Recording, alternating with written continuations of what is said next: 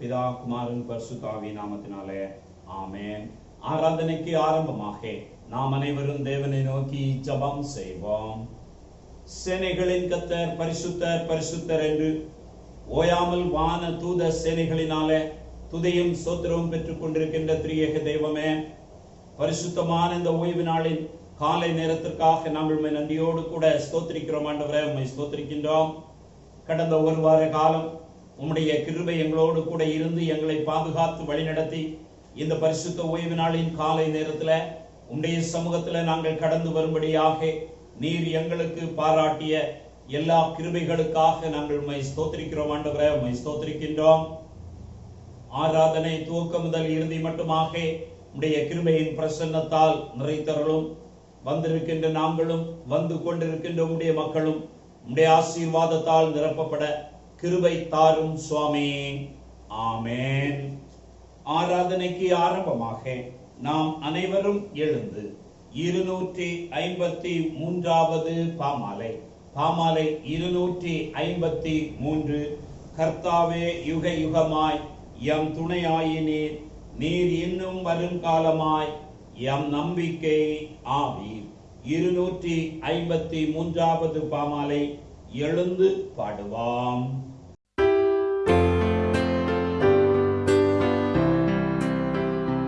கர்த்தாவே, யுக யுகமாய் எம் துணையாயினீர்,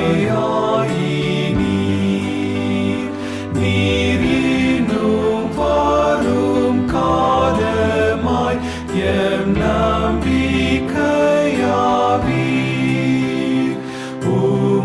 உமாசனத்து நீடலே வார்த்தரடைக்கலம், உம்பான்மையுள்ள பூயமே நிச்சய கேடகம்.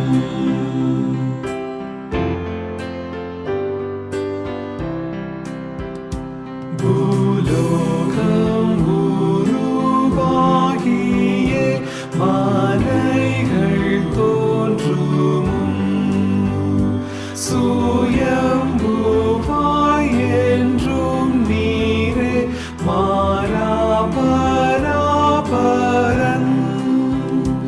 1000 ஆண்டு உமக்கு ஓர் நாளை போலாமே, யுகங்கள் தேவரீருக்கு ஓரிமை கோப்பாமே.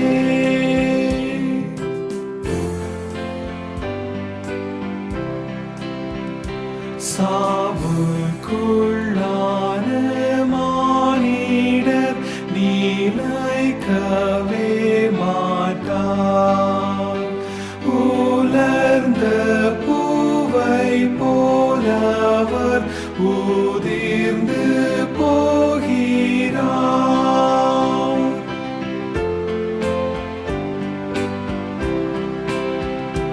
கர்த்தாவே, யுக யுகமாய் எம் துணையாயினீர், இக்கட்டில் நற்சகாயராய் எம் நித்ய வீடாவீர்.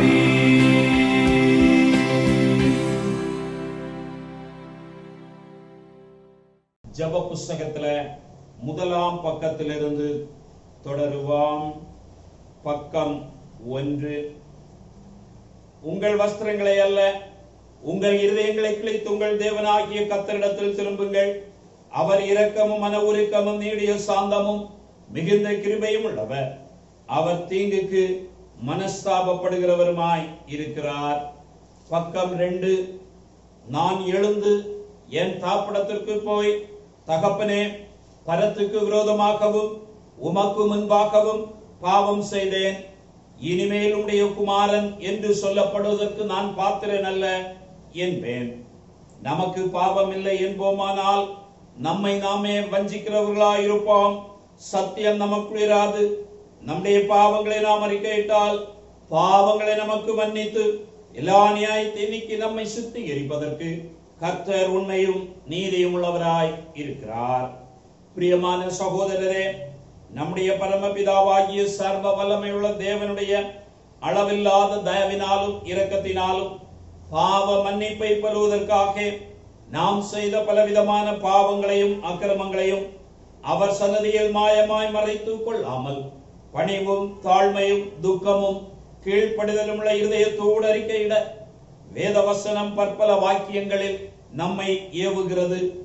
நாம் எக்காலத்திலும் தேவனுக்கு முன்பாக நம்முடைய பாவங்களை மனத்தாழ்மையாய் அறிக்கையிட வேண்டுவதுமின்றி அவருடைய திருக்கரங்களினாலே நாம் பெற்றுக்கொண்ட மேன்மையான உபகாரங்களுக்காக ஸ்தோத்திரம் செலுத்தவும், மிகவும் சிறந்த அவருடைய புகழை பிரஸ்தாபம் பண்ணவும், அவருடைய மகா பரிசுத்த வசனத்தை கேட்கவும், நம்முடைய சரீரத்துக்கும் ஆத்துமாவுக்கும் தேவையானவைகளுக்காக வேண்டிக் கொள்ளவும் நாம் கூடி வந்திருக்கிற தருணத்தில் பாவங்களை அறிக்கையிடுவது நமது விசேஷித்த கடமையாயிருக்கிறது. ஆகையால் இங்கே இருக்கிற நீங்கள் யாவரும் சுத்த இருதயத்தோடும் தாழ்ந்த சத்தத்தோடும் பரம கிருபாசன தண்டையில் என்னோடு கூட சேர்ந்து நான் பாவிதான் என்னும் பாடலின் மூலமாக உங்கள் பாவங்களை அறிக்கையிட உங்களை வேண்டிக் கொள்கிறேன். நான் பாவிதானாலும் நீர் மாசற்றர தாம் சிந்தி நீர் வாயென்று என்னை அழைத்தீர் என் மீட்பரே வந்தேன்.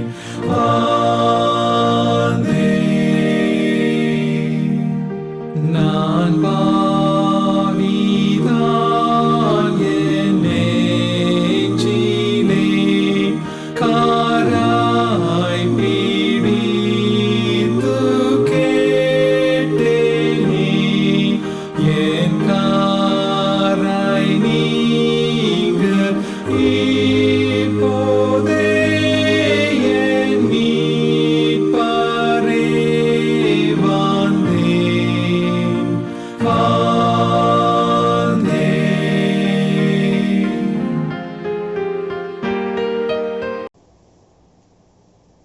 மூன்றாம் பக்கத்தில் இருக்கின்ற பொதுவான பாவ அறிக்கை ஜெபத்தின் மூலமாக நம்முடைய பாவங்களை நாம் அறிக்கை செய்வோம். சர்வ வல்லமையும் மிகுந்த இரக்கமுள்ள பிதாவே, தப்பி போன ஆடுகளைப் போல நாங்கள் உம்முடைய வழிகளை விட்டு வலிவி அடர்ந்து போனோம். எங்கள் இருதயத்தின் யோசனைகளுக்கும் விருப்பங்களுக்கும் மிகவும் இணங்கி நடந்தோம். உமது பரிசுத்த கற்பனைகளுக்கு விரோதமாய் குற்றம் செய்தோம். செய்யத்தக்கவைகளை செய்யாமல் செய்யத்தகாதவைகளை செய்து வந்தோம். எங்களுக்கு சுகமே இல்லை.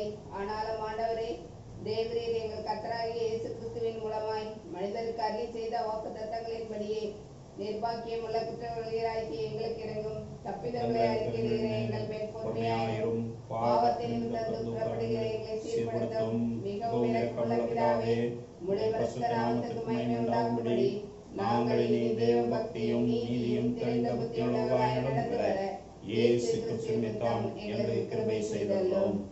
ஆமென். நம்முடைய கர்த்தராகிய இயேசு கிறிஸ்துவின் பிதாவாய் இருக்கிற சர்வ வல்லமை உள்ள தேவன் பாவியின் மரணத்தை விரும்பாமல் அவன் தன் பாவத்தை விட்டு திரும்பி பிழைப்பதையே விரும்பி பாவத்து நிமித்தம் துக்கப்படுகிற தமது ஜனத்திற்கு பாவ விமோசனத்தையும் மன்னிப்பையும் கூறி அறிவிக்க தம்முடைய பணிவிடைக்காரருக்கு அதிகாரத்தையும் கட்டளையும் அருளி செய்திருக்கிறார். மெய்யாய் மனம் திரும்பி தமது பரிசுத்த சுவிசேஷத்தை உண்மையாய் விசுவாசிக்கிற யாவருக்கும் அவர் பாவங்களை மன்னித்து விமோசனம் செய்கிறார். ஆகையால் கடைசியிலே அவருடைய நித்தியானந்தத்தில் சேரத்தக்கதாய் இத்தருணத்தில் நாம் சிறந்தவருக்கு பிரியமாயிருக்கவும் இனி உயிரோடு இருக்கும் நாளெல்லாம் மாசில்லாமல் பரிசுத்தமுள்ளவர்களாய் நடக்கவும் அவர் நமக்கு மெய்யான மனம் திரும்புதலையும் தம்முடைய பரிசுத்த ஆவியும் அருளி செய்ய வேண்டும் என்று நம்முடைய கர்த்தராகிய இயேசு கிறிஸ்துவின் மூலமாய் அவரை வேண்டிக் கொள்ள கடவாம். ஆமென். பரமண்டலங்களில் இருக்கிற எங்கள் பிதாவே, உம்முடைய நாமம் பரிசுத்தப்படுவதாக. உம்முடைய ராஜ்யம் வருவதாக. உம்முடைய சித்தம் பரமண்டலத்திலே செய்யப்படுகிறது போல பூமியிலும் செய்யப்படுவதாக. அன்றன்றுள்ள எங்கள் அப்பத்தை எங்களுக்கு இன்று தாரும். எங்களுக்கு விரோதமாய் குற்றம் செய்கிறவர்களுக்கு நாங்கள் மன்னிக்கிறது போல எங்கள் குற்றங்களை எங்களுக்கு மன்னியும். எங்களை சோதனைக்குள் பிரவேசிக்கப்படாமல் தீமையிலிருந்து எங்களை ரட்சித்துக் கொள்ளும். ராஜ்யம் வல்லமை மகிமை என்றென்றைக்கும் உடையவளே. ஆமென். ஆண்டவர் எங்கள் உதடுகளை திறந்தருளும். அப்பொழுது எங்கள் வாய் உம்முடைய புகழை அறிவிக்கும். தேவன் எங்களை ரட்சிக்க விரைவாய் வாரும். ஆண்டவரே, எங்களுக்கு சகாயம் பண்ண தீவிரியும். பிதாவுக்கும் குமாரனுக்கும் பரிசுத்த ஆவிக்கும் மகிமை உண்டாவதாக. ஆதியிலும் இப்பொழுதும் எப்பொழுதுமான சதா காலங்களிலும் மகிமை உண்டாவதாக. ஆமென். கர்த்தரை துதியுங்கள். கர்த்தருடைய நாமம் துதிக்கப்படுவதாக. நாம் அனைவரும் எழுந்து 95ஆம் சங்கீதத்தை பாடலாக பாடுவோம். சங்கீதம் 95. கர்த்தரை கெம்பீரமாய் பாடி, நம்முடைய சிலை கண்மலையாய் சங்கீதம் பண்ண கடவும் வாருங்கள். துதித்தலுடனே அவர் சந்நிதிக்கு முன்பாக வந்து, சங்கீதங்களால் அவரை அர்ப்பணித்து பாட கடவும். கர்த்தரே மகா தேவனும் எல்லா தேவர்களுக்கும் மகாராஜனுமாய் இருக்கிறார். பூமியின் அவர் கையில் இருக்கிறார். பர்வதங்களின் உயரங்களும் அவருடையவைகள்.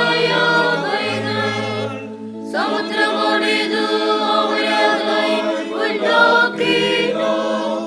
வெட்டாந்தரையும் அவருடைய காலம் உருவாகிற்று. நம்மை விளக்கின கர்த்தருக்கு முன்பாக நாம் பணிந்து குனிந்து முழங்கால் படியிட கடவும் வாருங்கள். அவர் நம்முடைய தேவன். நாம் அவருடைய ஸ்ரீநலங்களும் அவர் கைக்குள்ளான ஆடுகளுமாமே. இன்று அவருடைய சத்தத்தால் கேட்பீர்கள். வனாந்தரத்தில் போகும் போதும் சோலையாய் நடந்தது போல உங்களை திட்டக்கடினப்படுத்தாதேயுங்கள். அங்கே உங்கள் பிதாக்களை நான் சோதித்து என்னை பற்றி பார்த்து என் கிரியாய் நியாயம் கண்டார்கள். 40 வருஷமாய் நான் இந்த சந்ததியை ஆலோசித்து அவருடைய வழியில் நடக்க வேண்டும் என்னுடைய வழியில் வேண்டும் சொல்லி என்னுடைய பாதையில் என்றும் என்னுடைய கோபத்திலே ஆணையிட்டேன். பிதாவுக்கும் குமாரனுக்கும் பரிசுத்த ஆவிக்கும் மகிமை உண்டாவதாக. ஆதியிலும் இப்பொழுதும் எப்பொழுதுமான சதா காலங்களிலும் மகிமை உண்டாவதாக. ஆமென். வேத பாடங்கள் வாசிக்க கேட்போம். வாசிக்க வேண்டிய முதலாம் வேத பாடம் 1 சாமுவேல் 3ஆம் அதிகாரம் 19வது வசனம் முதல் 4ஆம் அதிகாரம் 11ஆம் வசனம் வரை. வாசிக்க வேண்டிய முதலாம் வேத பாடம் 1 சாமுவேல் 3ஆம் அதிகாரம் 19 முதல் 4ஆம் அதிகாரம் 11ஆம் வசனம் வரை. சாமுவேல் வளர்ந்தான். கர்த்தர் அவனோட கூட இருந்தார். அவர் தம்முடைய எல்லா வார்த்தைகளிலும் ஒன்றாகிலும் தலையிலே விழுந்து போக விடவில்லை. சாமுவேல் கர்த்தருடைய தீர்க்கதரிசிதான் என்று தான் முதல் பெயர்சபா மட்டுமல்ல சகல இஸ்ரவேலருக்கும் விளங்கினது. கர்த்தர் பின்னும் சீலோவாவிலே தரிசனம் தந்தள்ளினார். கர்த்தர் சீலோவாவிலே தம்முடைய வார்த்தையினாலே சாமுவேலுக்கு தம்மை வெளிப்படுத்தினார். சாமுவேலின் வார்த்தை இஸ்ரவேலுக்கெல்லாம் வந்தது. இஸ்ரவேலர் பெலிஸ்தருக்கு விரோதமாய் யுத்தம் செய்ய புறப்பட்டு எபினேசருக்கு சமீபத்தில் பாளையம் இறங்கினார்கள். பெலிஸ்தரோ அப்பெக்கேலில் பாளையம் இறங்கினார்கள். பெலிஸ்தர் இஸ்ரவேலருக்கு விரோதமாய் அணிவகுத்து நின்றார்கள். யுத்தம் அதிகரித்து இஸ்ரவேலர் பெலிஸ்தருக்கு முன்பாக முறியடிக்கப்பட்டார்கள். அவர்கள் சேனையில் போர்க்களத்திலே ஏறக்குறைய 4000 பேர் வெட்டுண்டு போனார்கள். ஜனங்கள் திரும்ப பாளையத்துக்கு வந்தபோது இஸ்ரவேலின் மூப்பரானவர்கள், இன்று கர்த்தர் பெலிஸ்தருக்கு முன்பாக நம்மை முறியடித்தது என்ன? கர்த்தருடைய உடன்படிக்கை பெட்டியை கொண்டு வருவோம். அது நம்மை நம்முடைய பகைஞரின் கைக்கு விலக்கி ரட்சிக்கும்படி நம்மளுடைய நடுவிலே வர வேண்டியது என்றார்கள். அப்படியே கேருபீன்களின் மத்தியிலே வாசமாய் இருக்கிற சேனைகளின் கர்த்தருடைய உடன்படிக்கை பெட்டியை எடுத்து வர ஜனங்கள் சீலோவுக்கு சொல்லி அனுப்பினார்கள். அங்கே ஏலின் 2 குமாரராகிய ஒப்னியும் பினகேசும் தேவனுடைய உடன்படிக்கை பெட்டி அண்டையில் இருந்தார்கள். கர்த்தருடைய உடன்படிக்கை பெட்டி பாளையத்திலே வருகிற போது இஸ்ரவேல் எல்லாரும் பூமி அதிரத்தக்க மகா ஆர்ப்பரிப்பாய் சத்தமிட்டார்கள். அவர்கள் ஆர்ப்பரிக்கிற சத்தத்தை பெலிஸ்தர் கேட்டபோது, எபிரேயருடைய பாளையத்தில் இந்த மகா ஆர்ப்பரிப்பின் சத்தம் என்ன என்றார்கள். பின்பு கர்த்தருடைய பெட்டி பாளையத்தில் வந்தது என்று அறிந்து கொண்டார்கள். தேவன் பாளையத்தில் வந்தார் என்று சொல்லப்பட்டபடியினால் பெலிஸ்தர் பயந்து, ஐயோ நமக்கு மோசம் வந்தது, இதற்கு முன் ஒருபோதும் இப்படி நடக்கவில்லையே, ஐயோ அந்த மகத்துவமான தேவர்களின் கைக்கு நம்மை தப்புவிப்பவர் யார்? எகிப்தியரை சகலவித வாதைகளினாலும் வனாந்திரத்தில் அடித்த தேவர்கள் இவர்கள் தானே. பெலிஸ்தரே, திடங்கொண்டு புருஷரை போல் நடந்து கொள்ளுங்கள். எபிரேயர் உங்களுக்கு அடிமைகளாய் இருந்தது போல நீங்களும் அவர்களுக்கு அடிமைகளாகாதபடிக்கு புருஷராய் இருந்து யுத்தம் பண்ணுங்கள் என்று சொல்லிக் கொண்டார்கள். அப்பொழுது பெலிஸ்தர் யுத்தம் பண்ணினார்கள். இஸ்ரவேலர் முறிந்து அவரவர் தங்கள் கூடாரங்களுக்கு ஓடி போனார்கள். மகா பெரிய சங்காரம் உண்டாயிற்று. இஸ்ரவேலிலே 30,000 காலாட்கள் விழுந்தார்கள். தேவனுடைய பெட்டி பிடிக்கப்பட்டது. ஏலியின் 2 குமாரராகிய ஒப்னியும் பினகேசும் மாண்டார்கள். வாசிக்க வேண்டிய முதலாம் வேத பாடம் வாசித்து முடிந்தாயிற்று. கர்த்தருடைய பரிசுத்த நாமத்திற்கு ஸ்தோத்திரம் உண்டாவதாக. வாசிக்க வேண்டிய இரண்டாம் வேத பாடம் பிலிப்பியர் 4ஆம் அதிகாரம் 4 முதல் 9 வசனம். பிலிப்பியர் 4ஆம் அதிகாரம் 4 முதல் 9 வசனம். கர்த்தருக்குள் எப்பொழுதும் சந்தோஷமாயிருங்கள் என்று மறுபடியும் சொல்கிறேன். உங்கள் சாந்த குணம் எல்லா மனுஷருக்கும் தெரிந்திருப்பதாக. கர்த்தர் சமீபமாய் இருக்கிறார்.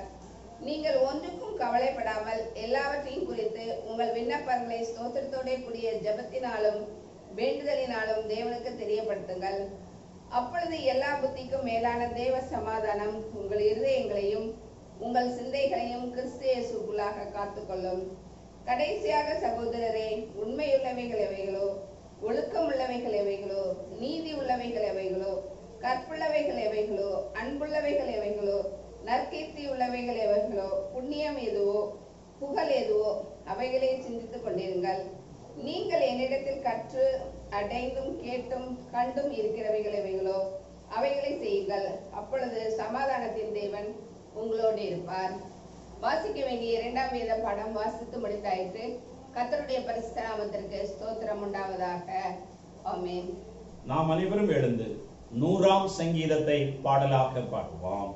பூமியின் குடிகளே, எல்லாரும் கர்த்தருக்கு மேலவாய் பாடுங்கள்.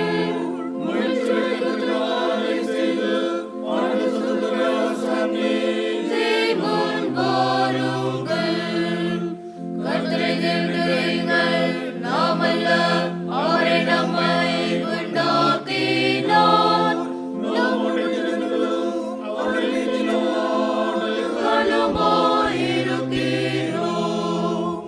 அவர் வாசலின் துதியோடும் அவர் பிரகாரங்களின் குளிர்ச்சியோடும் பிரவேசித்தும் அவரை நாமத்தை ஸ்தோத்திரியுங்கள். கர்த்தர் நல்லவர், அவருடைய கிருபை என்றென்றைக்கும், அவருடைய உண்மை கருணைத்தாலாய் முறைக்கும் உள்ளது. பிதாவுக்கும் குமாரனுக்கும் பரிசுத்த ஆவிக்கும் மகிமை உண்டாவதாக. ஆதியிலும் இப்பொழுதும் எப்பொழுதுமான சதா காலங்களிலும் உண்டாவதாக. ஆமென். வாசிக்கும்படியாக கொடுக்கப்பட்ட சுவிசேஷ வேத பாடம் லூக்கா எழுதிய சுவிசேஷம் 24ஆம் அதிகாரம் 36ஆம் வசனத்திலிருந்து 49ஆம் வசனம் முடிய. லூக்கா 24 வசனங்கள் 36 இருந்து. இவைகளை குறித்து அவர்கள் பேசிக் கொண்டிருக்கையில் இயேசு தாமே அவர்கள் நடுவில் நின்று, உங்களுக்கு சமாதானம் என்றார். அவர்கள் கலங்கி பயந்து ஒரு ஆவியை காண்கிறதாக நினைத்தார்கள். அவர் அவர்களை நோக்கி, நீங்கள் ஏன் கலங்குகிறீர்கள்? உங்கள் இருதயங்களில் சந்தேகங்கள் எழும்புகிறது என்ன? நான் தான் என்று அறியும்படி என் கைகளையும் என் கால்களையும் பாருங்கள், என்னை தொட்டு பாருங்கள். நீங்கள் காண்கிறபடி எனக்கு மாம்சமும் எலும்புகளும் உண்டாயிருக்கிறது போல ஒரு ஆவிக்கு இராதே என்று சொல்லி தம்முடைய கையையும் கால்களையும் அவர்களுக்கு காண்பித்தார். ஆனாலும் சந்தோஷத்தினால் அவர்கள் இன்னும் விசுவாசியாமல் ஆச்சரியப்படுகையில், புசிக்கிறதற்கு ஏதாகிலும் இங்கே உண்டா என்று அவர்களிடத்தில் கேட்டார். அப்பொழுது பொரித்த மீன் கண்டத்தையும் தேன்கூட்டு துணிக்கையையும் அவருக்கு கொடுத்தார்கள். அவைகளை அவர் வாங்கி அவர்களுக்கு முன்பாக புசித்து அவர்களை நோக்கி, மோசேயின் நியாய பிரமாணத்திலும் தீர்க்கதரிசிகளின் ஆகமங்களிலும் சங்கீதங்களிலும் என்னை குறித்து எழுதி இருக்கிறவைகள் எல்லாம் நிறைவேற வேண்டியதென்று நான் உங்களோடு இருந்தபோது உங்களுக்கு சொல்லிக் கொண்டு வந்த விசேஷங்கள் இவைகளே என்றார். அப்பொழுது வேத வாக்கியங்களை அறிந்து கொள்ளும்படி அவர்களுடைய மனதை அவர் திறந்து அவர்களை நோக்கி, எழுதியிருக்கிறபடி கிறிஸ்து பாடுபடவும் 3ஆம் நாளில் மரித்தோரிலிருந்து எழுந்திருக்கவும் வேண்டியதாய் இருந்தது. அன்றியும் மனம் திரும்புதலும் பாவ மன்னிப்பும் எருசலேம் தொடங்கி சகல தேசத்தாருக்கும் அவருடைய நாமத்தினாலே பிரசங்கிக்கப்படவும் வேண்டியது. நீங்கள் இவைகளுக்கு சாட்சிகளாய் இருக்கிறீர்கள். என் பிதா வாக்குத்தத்தம் பண்ணினதை இதோ நான் உங்களுக்கு அனுப்புகிறேன். நீங்களோ உன்னதத்தில் இருந்து வரும் பலனால் தரிப்பிக்கப்படும் வரைக்கும் எருசலேம் நகரத்தில் தங்கி இருங்கள் என்றார் என்பதே வாசிக்கும்படியாக கொடுக்கப்பட்ட சுவிசேஷ பாடம் வாசித்து முடிந்தாயிற்று. கிறிஸ்துவே உமக்கே ஸ்தோத்திரம் உண்டாவதாக. மாறி மாறி வாசிக்கும்படியாக கொடுக்கப்பட்ட சங்கீதம் 85ஆம் சங்கீதம்.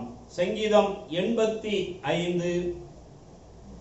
கர்த்தாவே, உமது தேசத்தின் மேல் பிரியம் வைத்து யாக்கோபின் சிறையிருப்பை திருப்பினீர். உமது ஜனத்தின் அக்கிரமத்தை மன்னித்து அவர்கள் பாவத்தை எல்லாம் மூடினீர். உமது உக்கிரத்தை எல்லாம் அடக்கிக் கொண்டு உமது கோபத்தின் எரிச்சலை விட்டு திரும்பினீர். எங்கள் ரட்சிப்பின் தேவனே, நீர் எங்களை திருப்பிக் கொண்டு வாரும். எங்கள் மேலுள்ள உமது கோபத்தை ஆற பண்ணும். என்றைக்கும் எங்கள் மேல் கோபமாயிருப்பீரோ? தலைமுறை தலைமுறையாக உமது கோபத்தை நீடித்திருக்க பண்ணுவீரோ? உமது ஜனங்கள் உம்மில் மகிழ்ந்திருக்கும்படி நீர் எங்களை திருப்பி உயிர்ப்பிக்க மாட்டீரோ? கர்த்தாவே, உமது கிருபையை எங்களுக்கு காண்பித்து உமது ரட்சிப்பை எங்களுக்கு அருளிச் செய்யும். கர்த்தராகிய தேவன் விளம்புவதை கேட்பேன். அவர் தம்முடைய ஜனங்களுக்கும் தம்முடைய பரிசுத்தவான்களுக்கும் சமாதானம் கூறுவார்.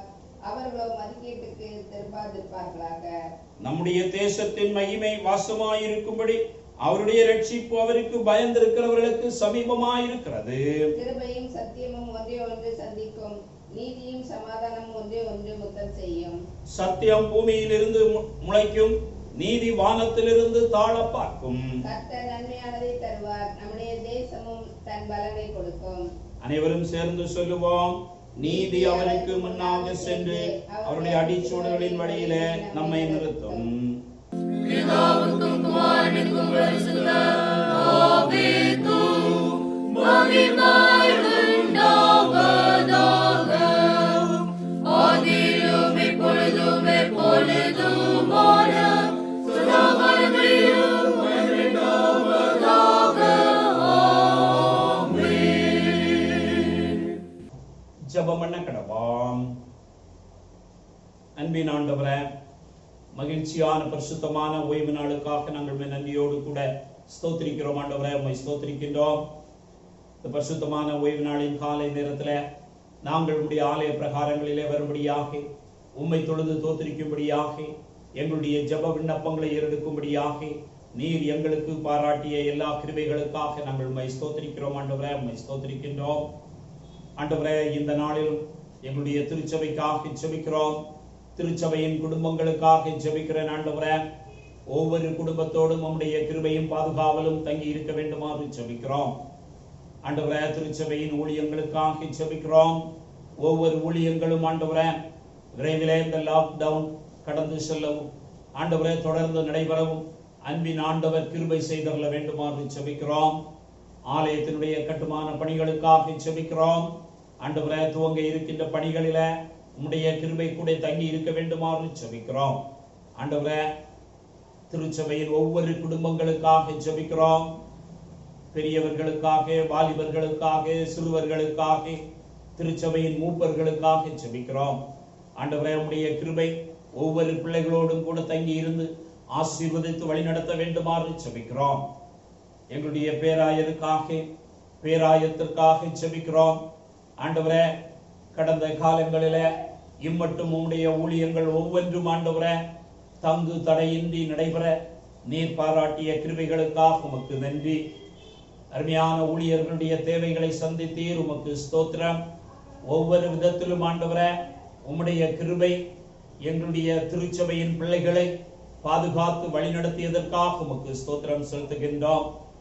உலக சமாதானத்திற்காக ஜெபிக்கிறோம். ஆண்டவரே விசேஷமாக கடுமையான இந்த வைரஸ் தொற்றினாலே பாதிக்கப்பட்டிருக்கின்ற ஒவ்வொரு தேசங்களுக்காக ஜெபிக்கிறோம். அமெரிக்க தேசத்திற்காக, ஆண்டவரே இத்தாலி தேசத்திற்காக, இங்கிலாந்து தேசத்திற்காக, பிரான்ஸ் தேசத்திற்காக, அனைத்து ஐரோப்பிய தேசங்களுக்காக ஜெபிக்கிறோம். ஆசிய கண்டங்களுக்காக ஜெபிக்கிறோம். ஆண்டவரே இந்த வைரஸ் தொற்றில் இருந்து ஒரு முழுமையான விடுதலையை அன்பின் ஆண்டவர் தேசங்களில கட்டளையிட்டருள வேண்டுமாறு ஜெபிக்கிறோம். விரைவில் ஆண்டவரே இந்த வைரஸ் தொற்று அகற்றப்பட ஆண்டவர் கிருபை செய்தருள வேண்டுமாறு வேண்டுகிறோம். தங்களுக்கு அருமையானவர்களை சாக கொடுத்து துக்கத்திலே இருக்கின்றவர்களுக்காக ஜெபிக்கிறோம். ஆறுதலையும் சமாதானத்தையும் ஆண்டவர் கட்டளையிட்டருள வேண்டுமாறு ஜெபிக்கிறோம். என்னுடைய இந்திய தேசத்திற்காக ஜெபிக்கிறோம். இந்திய தேசத்தை ஆளுகின்ற அரசியல் தலைவர்களுக்காக வேண்டுகிறோம். ஆண்டவரே இந்த தேசத்தை சமாதானத்தின் பாதையில நடத்த தேவையான கிருபையும் பலனையும் கொடுத்தருளும். கடுமையான பொருளாதார வீழ்ச்சிகள், கடுமையான காரியங்களை இந்திய தேசம் சந்திக்கின்றது. ஆண்டவரே ஆட்சியாளர்களுக்கு தேவையான ஞானத்தை கொடுத்து இந்த எல்லா வீழ்ச்சிகளிலும் இருந்து தேசத்தை எழும்பி நிற்க பண்ண ஆண்டவர் அவர்களுக்கு தேவையான ஞானத்தை கொடுத்து வழிநடத்தி அருள வேண்டுமாறு ஜெபிக்கிறோம். இந்திய தேசம் முழுவதும் பல மாநிலங்களில இந்த வைரஸ் தொற்று ஆண்டவரே காணப்படுகின்றது. அன்பின் ஆண்டவர் விரைவில் இந்த வைரஸ் தொற்றை முற்றிலுமாக அழித்தருள வேண்டுமாறு ஜெபிக்கிறோம். தேசம் அமைதியோடு கூட காணப்பட, சந்தோஷத்தோடு கூட காணப்பட கிருபை தாரும். ஆண்டவரே துவங்கி இருக்கின்ற தொழில்களுக்காக உம்முடைய சமூகத்திலே வருகின்றோம். கடந்த நாட்களிலே ஏற்பட்ட எந்த இழப்புகளும் உம்முடைய பிள்ளைகளை பாதித்து விடாதபடி ஆண்டவர் பாதுகாத்து வழிநடத்துவீராக. ஆண்டவரே துவங்கி இருக்கின்ற எல்லா தொழில் நிறுவனங்களில பணியாற்றுகின்ற உம்முடைய பிள்ளைகளோடு உம்முடைய கிருபையும் பாதுகாவலும் தங்கி இருக்கட்டும். அவர்களுடைய குடும்பங்களை பாதுகாத்துக் கொள்ளும், அவர்களை பாதுகாத்துக் கொள்ளும். அவர்களுடைய தொழிற்சாலைகள், தொழில் நிறுவனங்கள் ஒவ்வொன்றையும் பாதுகாத்தருள வேண்டுமாறு ஜெபிக்கிறோம். ஆண்டவரே இந்த கடுமையான வைரஸ் தொற்றினாலே எங்களுடைய தேசத்துல உயிரிழந்தவர்களுக்காக ஜெபிக்கிறோம். அன்பின் ஆண்டவரே நீர் ஆறுதலையும் சமாதானத்தையும் அவர்களுக்கு கொடுத்தருள வேண்டுமாறு ஜெபிக்கிறோம். ஆண்டவரே இன்னும் இந்த வைரஸ் தொற்றினாலே பாதிக்கப்பட்டு மருத்துவமனைகளில சிகிச்சை பெற்று வருகின்ற மக்களுக்காக ஜெபிக்கிறோம். நம்முடைய ஆறுதல் தேர்தல் விரைவில் அவர்களுக்கு சுகத்தை கொடுத்து வழிநடத்த வேண்டுமாறு ஜெபிக்கிறோம். ஆண்டவரே இந்த லாக்டவுன் விரைவில் முடிவிற்கு வரவும், நாங்கள் உடைய ஆலயங்களிலே சென்று உம்மை ஆராதிக்கவும் ஆண்டவர் எங்களுக்கு கிருபை செய்தருள வேண்டுமாறு ஜெபிக்கிறோம். ஆண்டவரே இந்திய தேசத்திலே செய்யப்பட்டு வருகின்ற எல்லா மிஷனரி பணிகளுக்காக ஜெபிக்கிறோம். உம்முடைய கிருபை அனைத்து ஊழியங்களோடும் தங்கி இருப்பதாக. அனைத்து ஊழியங்களையும் ஆசீர்வதியும். இந்தியாவில் இருக்கின்ற அனைத்து திருச்சபைகளுக்காக ஜெபிக்கிறோம். அனைத்து திருச்சபைகளையும் அன்பின் ஆண்டவர் ஆசீர்வதித்து வழிநடத்த வேண்டுமாறு ஜெபிக்கிறோம்.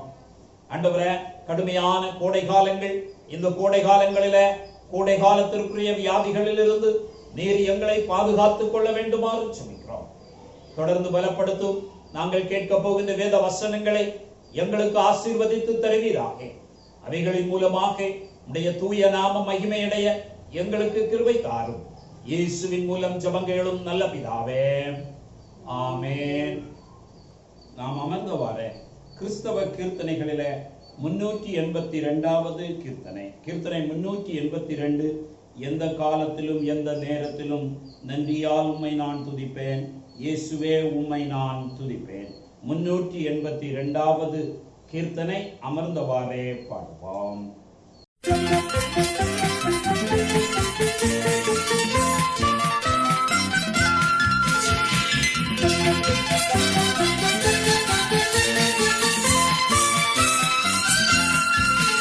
எந்த காலத்திலும் எந்த நேரத்திலும் நன்றியால் உம்மை நான் துதிப்பேன், இயேசுவே உம்மை நான் துதிப்பேன் துதிப்பேன். எந்த வேளையிலும் துதிப்பேன், இயேசுவே உம்மை நான் துதிப்பேன் துதிப்பேன்.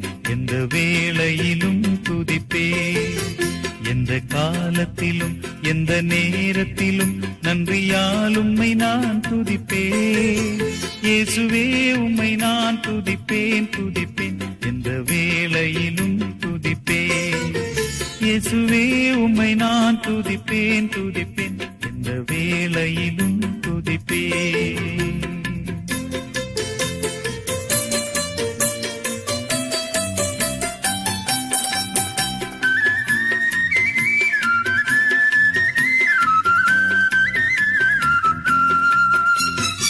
ஆதியும் நீரே, அந்தமும் நீரே, ஜோதியும் நீரே, என் சொந்தமும் நீரே. ஆதியும் நீரே, அந்தமும் நீரே, ஜோதியும் நீரே, என் சொந்தமும் நீரே. எந்த காலத்திலும் எந்த நேரத்திலும் நன்றியால் உம்மை நான் துதிப்பேன், இயேசுவே உம்மை நான் துதிப்பேன் துதிப்பேன். எந்த வேளையிலும் துதிப்பேன், இயேசுவே உம்மை நான் துதிப்பேன் துதிப்பேன். எந்த வேளையிலும் துதிப்பேன்.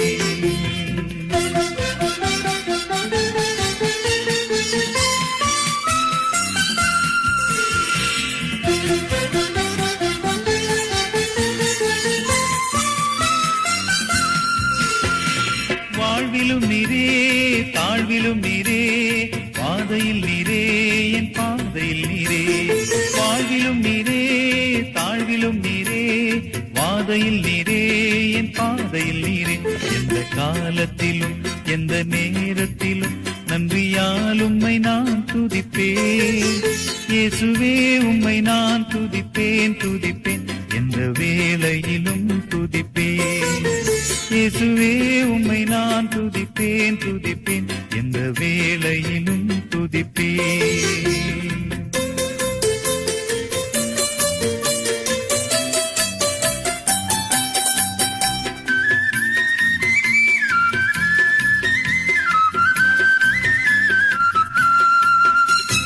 வானிலும் நீரே, பூவிலும் நீரே, ஆழியில் நீரே, என் ஆபத்தில் நீரே.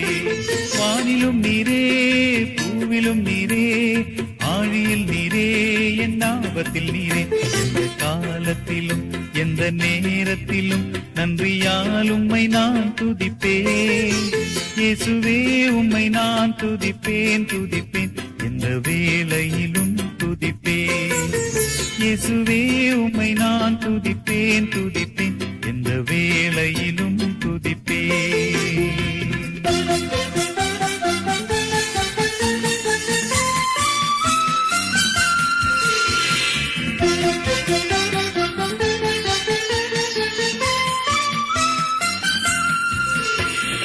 ஆறுதல் நீரே, ஆதாரம் நீரே, ஆசையும் நீரே, என் ஆனந்தம் நீரே.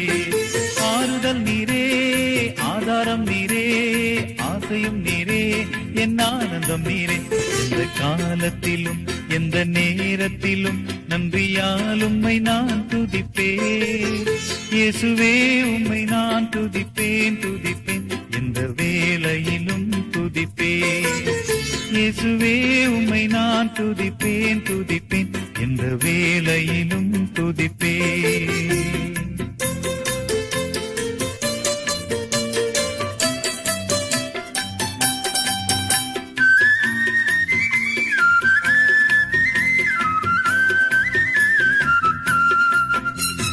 தேவனும் நீரே, என் ஜீவனும் நீரே, ராஜராஜனும் என் சர்வமும் நீரே.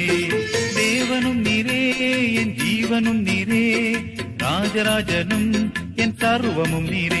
எந்த காலத்திலும் எந்த நேரத்திலும் நன்றியால் உம்மை நான் துதிப்பேன்.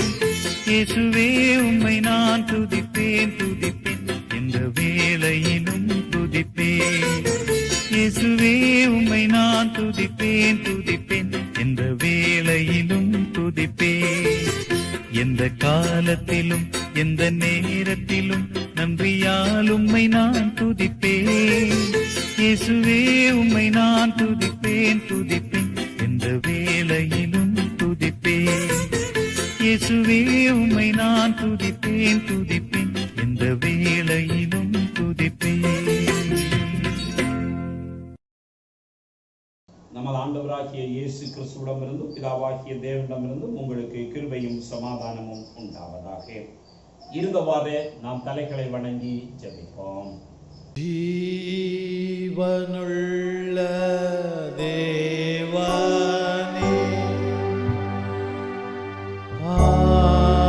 ஆவியே வாரும். ஜீவனுள்ள தேவனே, ஆவியே வாரும். நோருக்கும் ஊருக்கும் உருவாக்கி நீரப்போம்.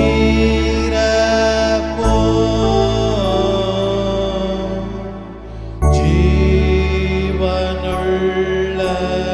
தேவனே, ஆவியே வாரும். வாரும் பரிசுத்த ஆவியானவரே, எங்களுடைய உள்ளங்களையும் உலகங்களையும் ஆளும் சத்திய ஆவியே, உம்முடைய சத்திய வசனத்தினால் எங்களை உயிர்ப்பித்தருளும் சுவாமி. ஆமென். எப்படியெல்லாம் நல்ல சுகமா இருக்கிறீங்கல்ல? நாம் முதலாவது வேத பாடமாக வாசிக்க கேட்ட 1 சாமுவேல் 3ஆம் அதிகாரம் 19ஆம் வசனத்திலிருந்து 4ஆம் அதிகாரம் 11ஆம் வசனம் முடிய அடங்கி இருக்கின்ற வேத பகுதிகளை எடுத்துக்கொள்வோம். இந்த வேத பகுதியை நாம் வாசிக்கின்ற பொழுது ஆண்டவர் சாமுவேலை படிப்படியாக பண்படுத்தி படிப்படியாக அனுபவங்களை கொடுத்து அவரை இந்த மகத்தான பணிக்காக ஆயத்தம் செய்துகின்றதை நாம் பார்க்கின்றோம். ஆசாரியனாக எழுப்பப்பட்ட ஏலியின் குடும்ப ஆசாரியத்துவத்தில் அவர் தோற்று போனார். பிள்ளைகளை வளர்ப்பதில் ஏலி சரியான அக்கறை காட்டாமல் போனபடியினாலே அந்த பிள்ளைகள் தவறுதலான பாதைக்கு நேராக வழிநடத்தப்பட்டார்கள். ஆகவே தேவ கோபம் ஏலியின் குடும்பத்தின் மேல் கடந்து வந்தது. ஆகவே தான் ஆண்டவர் சாமுவேலை தெரிந்து கொண்டார் என்று நாம் பார்க்கின்றோம். பக்குவமான ஒரு மனதுடன் அன்பின் ஆண்டவர் ஏலியின் காரியங்களை எதிர்கொள்ளுகின்றதை பார்க்கின்றோம். எல்லாம் கைவிட்டு போய்விட்டது. பாவ காரியங்கள் உச்ச கட்டத்திற்கு கடந்து செல்லுகிறது. அப்பொழுது ஆண்டவர் அங்கே ஈடுபடுகின்றதை பார்க்கிறோம். ஆக்சுவலா ஏலிக்கு பின்னால ஆண்டவருடைய அந்த நியமனத்தின்படி அவனுடைய குமாரர்கள் தான் ஆசாரியர்களாக கடந்து வந்திருக்க வேண்டும். ஆண்டவர் நியமனத்தையே மாற்றுகின்றதை நாம் பார்க்கின்றோம். சாமுவேல் தான் ஏலிக்கு பின்பு ஆசாரியனாகவும் நியாயாதிபதியாகவும் இருப்பான் என்பது ஏலிக்கே தெரிந்துவிட்டது. ஆனால் ஏலி அதற்காக பொறாமைப்படவில்லை, அதற்காக வேறு எந்த காரியமும் செய்யவில்லை. ஏனென்றால் ஏலிக்கு தெரிந்தது தன்னுடைய கடமையில தான் தவறிவிட்டேன். என் அருமையான பெற்றோரே, இன்றைக்கு உங்களுடைய ஆவிக்குரிய காரியங்களை பார்த்துக் கொள்ளுவீங்க, உங்களுடைய ஆத்துமாவிற்குரிய காரியங்களை பார்த்துக் கொள்ளுவீங்க. உங்க பிள்ளைங்க எப்படி இருக்கிறாங்க, உங்க பிள்ளைகளுடைய வாழ்க்கை எப்படி இருக்கு என்றைக்காவது பார்க்கிறீர்களா? என்றைக்காவது அதை குறித்து நீங்கள் நினைத்து பார்க்கிறீர்களா? அவர்களுக்காக ஜெபிக்கிறீர்களா? அவங்க வேதம் வாசித்தாங்களா? பைபிள் வாசித்தாங்களா, இல்ல ஜெபம் பண்ணினாங்களா, எல்லாவற்றையும் நீங்கள் பார்க்கின்றவர்களாக காணப்பட வேண்டும். பிள்ளைகளுடைய ஒவ்வொரு நிலைமையையும் பார்க்க வேண்டும். அவங்களுடைய ஃப்ரெண்ட்ஸ் யாரு, எந்த ஃப்ரெண்ட்ஸ் எல்லாம் பார்க்க போறாங்க, எந்த ஃப்ரெண்ட்ஸோட ஐக்கியம் வச்சிருக்கிறாங்க. அருமையான பெற்றோரே, என் அருமையான சகோதரனே சகோதரியே, உன்னுடைய கையில ஒரு பெரிய பொறுப்பு. பாருங்க, ஏலி ஆசாரியன், ஆண்டவருடைய மகா பரிசுத்த சன்னிதானத்துல கடந்து சென்றவர். ஆண்டவர் அவரோடு கூட பேசினார். ஆனா பிள்ளைகள் எவ்வளவு பெரிய பாவ காரியங்களை தேவாலயத்திலே செய்தார்கள். அதை அவனிடத்துல சொல்லியும் அவன் அதை கண்டிக்க இல்லையா? அநேக பெற்றோர்கள் செய்கின்ற காரியம் இப்படித்தான். தாயிடத்துல போய் சொல்லுவாங்க, ஆனா தாய் என்ன செய்ய மாட்டாங்க, கண்டிக்க மாட்டாங்க. தகப்பனிடத்துல சொல்லுவாங்க, தகப்பன் கண்டிக்க மாட்டார். என் அருமையான பெற்றோரே, இது இந்த வேத பகுதி இன்றைக்கு நம்ம ஒவ்வொருவருக்கும் ஒரு பாடமாக காணப்படுகின்றதை பார்க்கிறோம். இன்னைக்கு நம்முடைய கடமைகளில நாம் இன்றைக்கு எப்படி காணப்படுகிறோம்? ஏலியை போல காணப்படுகிறாயா?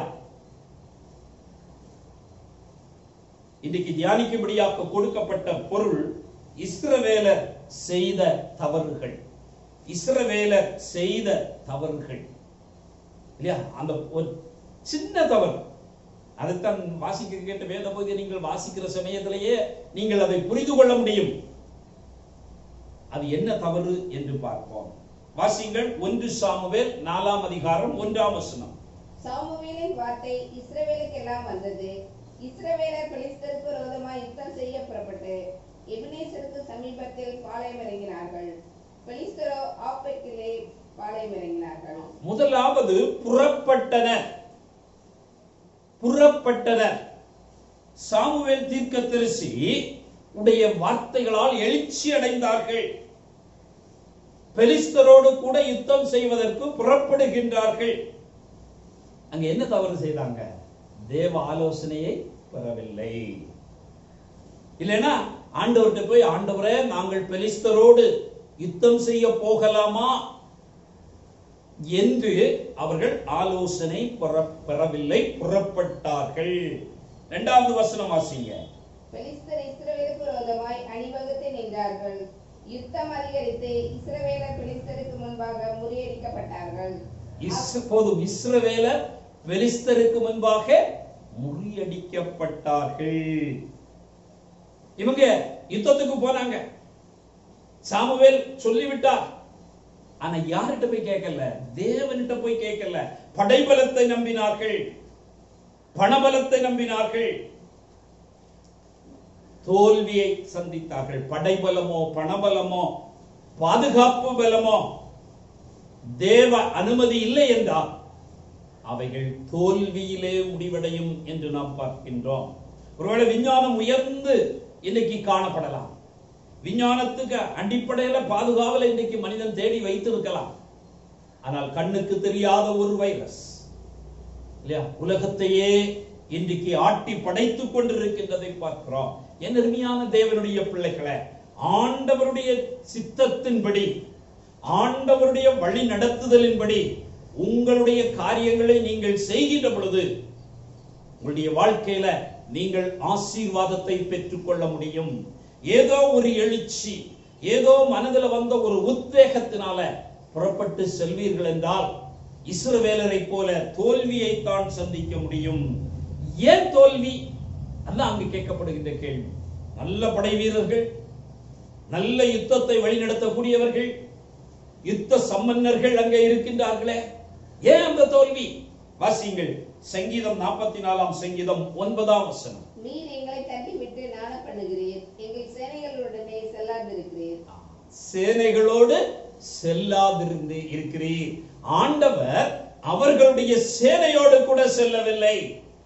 இன்னைக்கு ஆண்டவர் உன்னுடைய குடும்பத்தோடு கூட கடந்து வருகிறாரா? அநேக காரியங்களை திட்டமிடுகின்றாய், ஆனால் ஆண்டவர் அதிலே பிரசன்னராய் இருக்கிறாரா என்பதை நீ அறிந்து கொள். உன் வாழ்க்கையோடு கூட ஆண்டவர் இருக்கிறாரா? வாசிங்கள் புலம்பல் 3ஆம் அதிகாரம் 40ஆம் வசனம். நாம் நம்முடைய வழிகளை சோதித்து ஆராய்ந்து கர்த்தரிடத்தில் திரும்ப கடவோம். இதையும் அவர்கள் செய்யவில்லை. நம்ம போற வழி சரிதானா இல்லையா? இவங்க எதிர்த்து பார்த்துட்டு போயிட்டாங்க, கூகுள் மேப்பை பார்த்துட்டு போயிட்டாங்க. கூகுள் மேப் எல்லா இடத்துலயும் சரியா இருக்காது. அருமையான தேவனுடைய பிள்ளைகளை, இன்றைக்கு நாம் என்ன நினைத்துக் கொள்ளுகின்றோம்? நம்முடைய பாதைகளை ஏதோ மனிதன் வரைந்த காரியங்களை வைத்து சரியாக போய்விடலாம் அல்ல. உனக்கு முன்பதாக இஸ்ரவேலின் ராணுவங்களின் சேனைகளின் தேவன் கடந்து செல்வார் என்றால் உன்னுடைய வாழ்க்கை வெற்றி, நீ செய்கின்ற வியாபாரம் வெற்றி, நீ செய்கின்ற எல்லா காரியங்களும் வெற்றியாக இருக்கும். இங்க ஆண்டவர் இல்லையே, ஆண்டவர் அங்க சேனைக்கு முன்னால இல்லையே. சரி, தாங்க போற பாதை சரிதானா அதையும் பார்த்தாங்களா? இல்ல, பார்க்க. ஐயோ, தவறுதலான பாதையில செல்றோமே, இதுவரைக்கும் மோசே காட்டிய வழி என்ன? ஆண்டவருடைய பக்தர்கள் நமக்கு காட்டி கொடுத்த வழி என்ன? சொல்லிவிட்டார் சாமுவேல், யுத்தத்துக்கு புறப்படு. ஆண்டவர் இருக்கிறாரா? ஆண்டவர் முன்னால செல்லுகிறாரா? யுத்தத்துக்கு புறப்பட்டது தவறு என்று அல்ல, அதற்குரிய ஆயத்தங்கள் செய்யப்பட வேண்டும் இல்லையா? இன்னைக்கு நம்முடைய கிறிஸ்தவ வாழ்க்கையில நாம் வாழுகிறோம், அந்த வாழ்க்கைக்கான ஆயத்தங்கள் செய்யப்பட வேண்டும். அந்த ஆயத்தங்கள் இல்லாத நேரத்துல போராட்டம் வருகிறது, தோல்வி வருகிறது. தேவ சித்தத்தை அறியாமல் செய்கின்றபடியினால எல்லாத்திலையும் தோல்வி. சிலவங்க சொல்லுவாங்க, நான் எந்த கை வச்சாலும் என்னது ஒரே நஷ்டம் தான். ஏன் அதை நம்ம கேட்க மாட்டோம். ஏன் என் வாழ்க்கையில நஷ்டம்? ஏன் என் வியாபாரத்துல நஷ்டம்? ஏன் என் பிள்ளைகளுடைய வாழ்க்கையில ஆசீர்வாத குறைவு? நன்மையான தேவனுடைய பிள்ளைகளை, அதை சற்று நாம் ஆராய்ந்து பார்ப்போம் என்றால் ஆண்டவர் அதை காண்பித்துக் கொடுப்பார். அதுக்காக நீங்க எங்கேயும் போய் ஜோம் பண்ணணும் இல்லை, நீங்களே உட்கார்ந்து வாழ்க்கையை ஆராய்ந்து பாருங்க. ஏன் இப்படிப்பட்ட பிரச்சனை வந்தது? ஏன் இப்படிப்பட்ட காரியங்கள் வருகிறது? ஏன் இப்படிப்பட்ட ஆசீர்வாத குறைவு? ஆண்டவர் காண்பித்துக் கொடுப்பார். குடும்பமா முழங்கால் படியிடுங்க, ஆண்டவருடைய சரிதானத்தை அறிக்கை செய்யுங்க, ஆண்டவர் அண்டை திரும்புங்க, பெரிய ஆசீர்வாதத்தை பெற்றுக் கொள்ள முடியும். இரண்டாவதாக வாசியுங்கள் 1 சாமுவேல் 4ஆம் அதிகாரம் 3ஆம் வசனம். ஜனங்கள் திரும்ப பாளையத்துக்கு வந்தபோது இஸ்ரவேலின் மூப்பரானவர்கள், இன்று கர்த்தர் பெலிஸ்தருக்கு முன்பாக நம்மை முறியடித்தது என்ன? சீலோவில் இருக்கிற கர்த்தருடைய உடன்படிக்கை பெட்டியை கொண்டு வருவோம், அது நம்முடைய பகைஞனின் கைக்கு விலக்கி ரட்சிக்கும்படி நம்முடைய நடுவிலே வர வேண்டியது என்றார்கள். இரண்டாவதாக நினைத்தனர். முதலாவது புறப்பட்டனர், இரண்டாவது நினைத்தனர். இத புறப்படுவதற்கு முன்னால நினைக்கல, இப்போது தேவைக்கு மட்டும். ஏன் இந்த தோல்வி? எல்லாம் உட்கார்ந்து அங்க என்ன செய்யறாங்க? அலசி ஆராயிறாங்க. பெலிஸ்தருக்கு முன்பால் இன்னைக்கு நாம் கேவலம் அடைந்து விட்டோமே, காரணம் என்ன? அப்போ அங்க இருக்கிற மூப்பர்கள் எல்லாம் சொல்றாங்க, கர்த்தருடைய உடன்படிக்கை பெட்டி நம்மோட என்ன இல்ல, நம்ம அது எங்க இருக்கு? சீலோவில் இருக்கு. அது நமக்கு முன்பதாக வந்தால்தான் பெரிய காரியங்களை நாம் சாதிக்க முடியும். வாசிங்கள் உபாகமம் 29ஆம் அதிகாரம் 25ஆம் வசனம். அதற்கு அவர்களுடைய பிதாக்களின் தேவனாகிய கர்த்தர் அவர்களை எகிப்து தேசத்திலிருந்து புறப்பட பண்ணின போது அவர்களோட பண்ணின உடன்படிக்கையை அவர்கள் விட்டு போய், உடன்படிக்கையை நல்லா கவனிச்சுக்கீங்க, உடன்படிக்கையை மறந்தார்கள். ஆனால் தேவைக்கு இப்ப என்னது? உடன்படிக்கை பெட்டி. நாமும் அநேக நேரங்கள்ல எதை மறந்துடுறோம்? இந்த வேத புத்தகத்தை மறந்து விடுகிறோம்.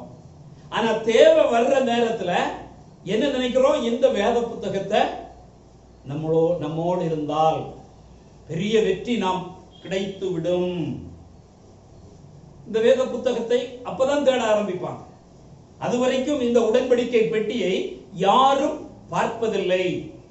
ஆனால் வாழ்க்கையில தோல்வி, வாழ்க்கையில பிரச்சனை, அப்ப நினைக்கிறாங்க, ஆஹா, எனக்கு ஒரு வேத புத்தகம் கொடுக்கப்பட்டதே என்று சொல்லி அதை வாசிக்க ஆரம்பிக்கிறோம். சொந்த மேன்மைக்காக தேவனை தேடும் கூட்டம். இன்னைக்கு கிறிஸ்தவத்துல நாம் இதைத்தான் பார்த்து கொண்டிருக்கிறோம். தங்களுடைய சொந்த மேன்மைக்காக, இல்லையா, தங்களுடைய சொந்த ஒரு இதை காண்பிப்பதற்காக ஆண்டவரை தேடுகின்ற ஒரு கூட்டம். அடுத்தது தேவனை மறந்துவிட்டு, நல்லா கவனிச்சுக்கீங்க, தேவனை மறந்துவிட்டு இந்த வேத புத்தகத்தை மட்டும் தேடும் கூட்டம். தவறு அங்கேதான். கிறிஸ்தவனே கிறிஸ்தவளே நீ செய்கிற தேவனை மறந்துகிட்டு இதை தேடுனா நீ என்ன செய்ய முடியாது, கண்டுகொள்ள முடியாது. தேவனை மறக்காம இருந்து இதை தேடணும். இங்க வேத வசனம் என்ன சொல்லுகிறது? ஆண்டவர் அவர்களோடு செய்த உடன்படிக்கையை மறந்து விட்டார்கள். இப்போ உடன்படிக்கை பெட்டியை தேடுறாங்க. வெற்றி பெற்றார்களா? வாசிங்கள் என்னாகமம் 31ஆம் அதிகாரம் 3ஆம் வசனம். அப்பொழுது மோசே ஜனங்களை நோக்கி, கர்த்தர் நிமித்தம் மீதியானியரிடத்தில் பழிவாங்கும் பொருட்டு உங்களில் அவர்கள் மேல் யுத்தத்திற்கு போகத்தக்கதாக மனிதரை பிரித்தெடுங்கள். என்ன செய்திருக்கணும்? பிரித்தெடுத்திருக்க வேண்டும். மோசே எல்லா பாதையும் காட்பிச்சு கொடுத்துட்டு போறார். யுத்தம் செய்வதற்கு தேவையானவர்களை பிரித்து எடுங்கள். செப்பரேஷன் இன்னைக்கு நம்முடைய கிறிஸ்தவ வாழ்க்கையில மிகவும் தேவையான ஒன்று. நாம் பிரித்தெடுக்கப்பட வேண்டும். எளிமையான தேவனுடைய பிள்ளைகளை நாம் இன்றைக்கு ஆண்டவருடைய காரியங்களை செய்வதற்காக பிரித்தெடுக்கப்பட வேண்டும். நாம் தேவனை தேடுவது, தேவனை மறந்துவிட்டு தேவன் நம்முடைய வாழ்க்கையில் இல்லாமல் இந்த வேத புத்தகத்தை தேடினாலும் அவரை நாம் என்ன செய்ய முடியாது, கண்டுகொள்ள முடியாது. நீ உங்களோடு கூட இருந்து கொண்டு, இல்லை என்றால் உலக காரியங்களோடு கூட இருந்து கொண்டு காரியங்களை செய்தாலும் என்ன செய்ய முடியாது, ஆண்டவரை காண முடியாது. இல்லையா? நிறைய பேர் வீடு கட்டி பிரதிஷ்டை பண்ணுவாங்க. வீடு கட்டி பிரதிஷ்டை பண்றதுக்கு என்னட்ட வந்து டைம் கேட்பாங்க. ஐயா எந்த டைம்? ஐயா ஒரு 9 மணிக்கு. சரி. ஆனா 9 மணிக்கு நான் அங்க போனா அங்க அதுக்கு முன்னாலேயே ஒரு பூசணிக்காய உடைச்சிருப்பாங்க, எல்லா காரியங்களையும் செய்திருப்பாங்க. இந்த பிள்ளைகளை நைஸா கூப்பிட்டு கேட்டார், பிள்ளைங்களை என்னடா? இல்ல ஏற்கனவே எல்லாம் முடிஞ்சிருச்சு, இது 2வது இதுதான். அருமையான தேவனுடைய பிள்ளைகளை, அப்படி எதுக்குங்க நீங்க ஆண்டவரை தேடணும்? ஒரே தான் அதை செய்துட்டு போயிட வேண்டியது தானே. பாகாலுக்கும் ஜீவனுள்ள தேவனுக்கும் ஏதும் சம்பந்தம் உண்டோ? விக்கிரகத்திற்கும் ஜீவனுள்ள தேவனுக்கும் ஏதாயிலும் சம்பந்தம் இருக்கிறதா? இல்லையே. ஏன் இப்படிப்பட்ட காரியங்கள்? எனக்கு தெரிந்த ஒரு நண்பருடைய வீடு, அவங்க கிரக பிரவேசம் பண்ணாங்க. அப்ப எல்லாரையும் கூப்பிட்டுருந்தாங்க. இங்க இல்ல, ஊர்ல போயிருந்தோம். அப்ப அங்க உள்ளவங்க சொன்னாங்க, ஏற்கனவே இந்த வீடுக்கு பிரதிஷ்டை முடிஞ்சிடுச்சு. எனக்கு ஒரே ஆச்சரியமா இருந்தது. அப்ப எதுக்கு திருப்பி 2வது இது? இல்ல, ஏற்கனவே அவங்க ஒரு நல்ல நாள் பார்த்து அதுல எல்லாத்தையும் முடிச்சுட்டாங்க. இப்ப இது கிறிஸ்தவ முறைப்படி. ஆண்டவரை மறந்துட்டு இதை தேடுற வருவாரா? வரமாட்ட. தன் ஜனத்துக்கு முன்னாலே அவர் வரலையே. அங்க சாமுவேல் இருக்கிற தீர்க்கதரிசி, ஆனால் ஆண்டவர் வரலையே. நன்றாக ஞாபகத்தில் வைத்துக் கொள்ளுங்கள். God is not a playing God. ஆண்டவர் விளையாட்டுக்கு வைக்கப்படுகின்ற தெய்வம் அல்ல. நீ பாகால் தெய்வம் என்றால் பாகாலை கும்பிடு, நான் தெய்வம் என்றால் என்னை கும்பிடு. ஒன்றுதான். 2 நினைவுகள் அல்ல, 2 வாழ்க்கைகள் அல்ல. இங்க அதுதான் அவருடைய வாழ்க்கையில என்ன செய்யறாங்க? உடன்படிக்கை பெட்டி நம்மளோடு இருந்தா, இந்த பைபிள் என்னோட இருந்துன்னா ஒண்ணுமே இல்லை. ஆனா ஆண்டவர் இல்லை, அது வெத்து பெட்டி. ஆண்டவரும் முன்னோடு கூட இருக்க வேண்டும், இந்த வேத புத்தகமும் முன்னோடு கூட இருக்க வேண்டும், தெய்வ பயமும் இருக்க வேண்டும், வேத புத்தகமும் இருக்க வேண்டும். அப்பதான் ஆண்டவர் செயலாற்றுவார். ஆண்டவர் இல்லாம இந்த பைபிளை நீ வாசித்தேனாலும் எந்த பிரயோஜனமும் இல்லை. தெய்வ பயமும் தேவனுக்கு ஒப்படைத்த வாழ்க்கையோடு கூட இந்த பைபிளை வாசிக்கிற சமயம்தான் உனக்கு தேவாசீர்வாதம். அதைத்தான் நீங்க இவங்க என்ன நினைக்கிறாங்க? உடன்படிக்கை பெட்டி நம்மோடு இல்லாததுனாலதான் இந்த காரியம். ஆனா பைபிள் படிக்காததுனாலதான் இந்த காரியம். ஆனா பைபிள் படிப்பதற்கு முன்பதாக உன்னுடைய வாழ்க்கையில பாவ மன்னிப்பின் நிச்சயம் இருக்கிறதா? அநேகர் சொல்லுவாங்க, நான் திடப்படுத்தல் எடுத்துட்டேன், அது எடுத்துட்டேன், இதை எடுத்துட்டேன், அங்க போய் ஒரு 4 தடவை முங்கி கூட ஞானஸ்நானம் எடுத்துட்டேன். அதெல்லாம் இல்லைங்க. உன் பாவம் மன்னிக்கப்பட்டிருக்கிறதா?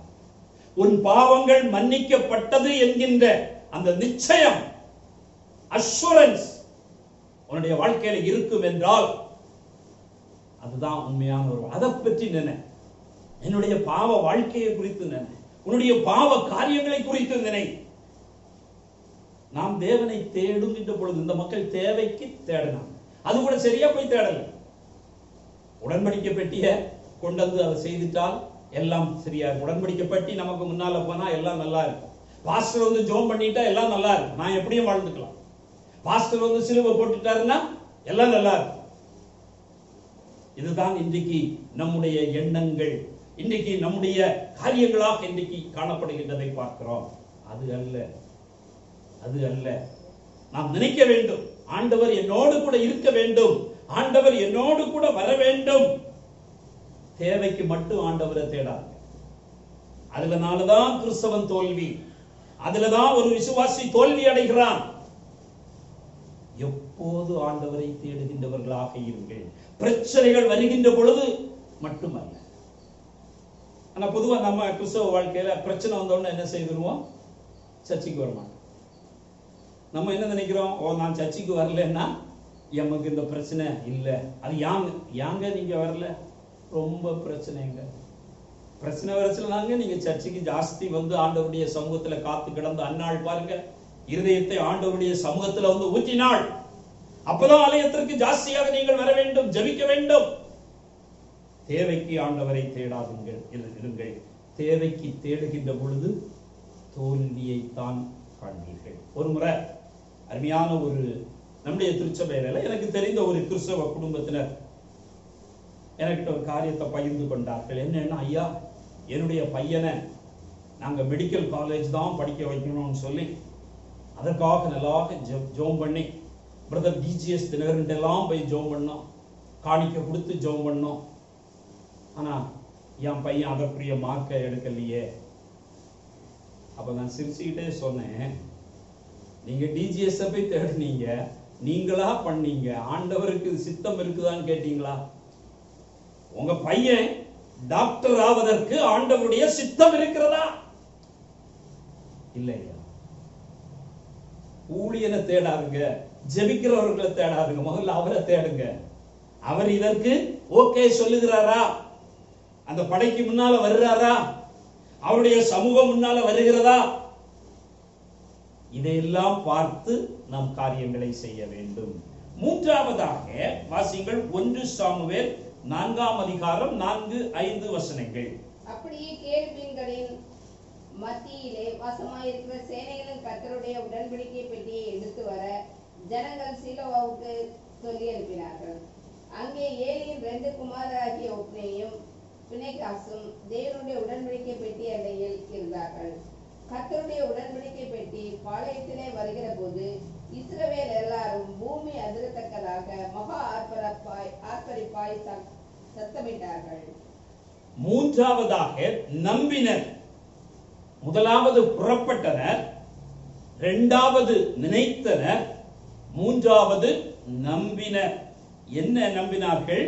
உடன்படிக்கை பெட்டி வந்துவிட்டது, இனி நமக்கு வெற்றிதான். ஆர்ப்பரிப்பு, தப்பு கணக்கு போட்டார்கள். அங்க யார் உட்கார்ந்து இருக்கிறது? உடன்படிக்கை பெட்டி பக்கத்துல மகா பாவி, படுபாவி அங்கே உட்கார்ந்து இருக்கிறான். அவன் தான் அந்த உடன்படிக்கை பெட்டியை சுமந்துட்டு வருகிறான்.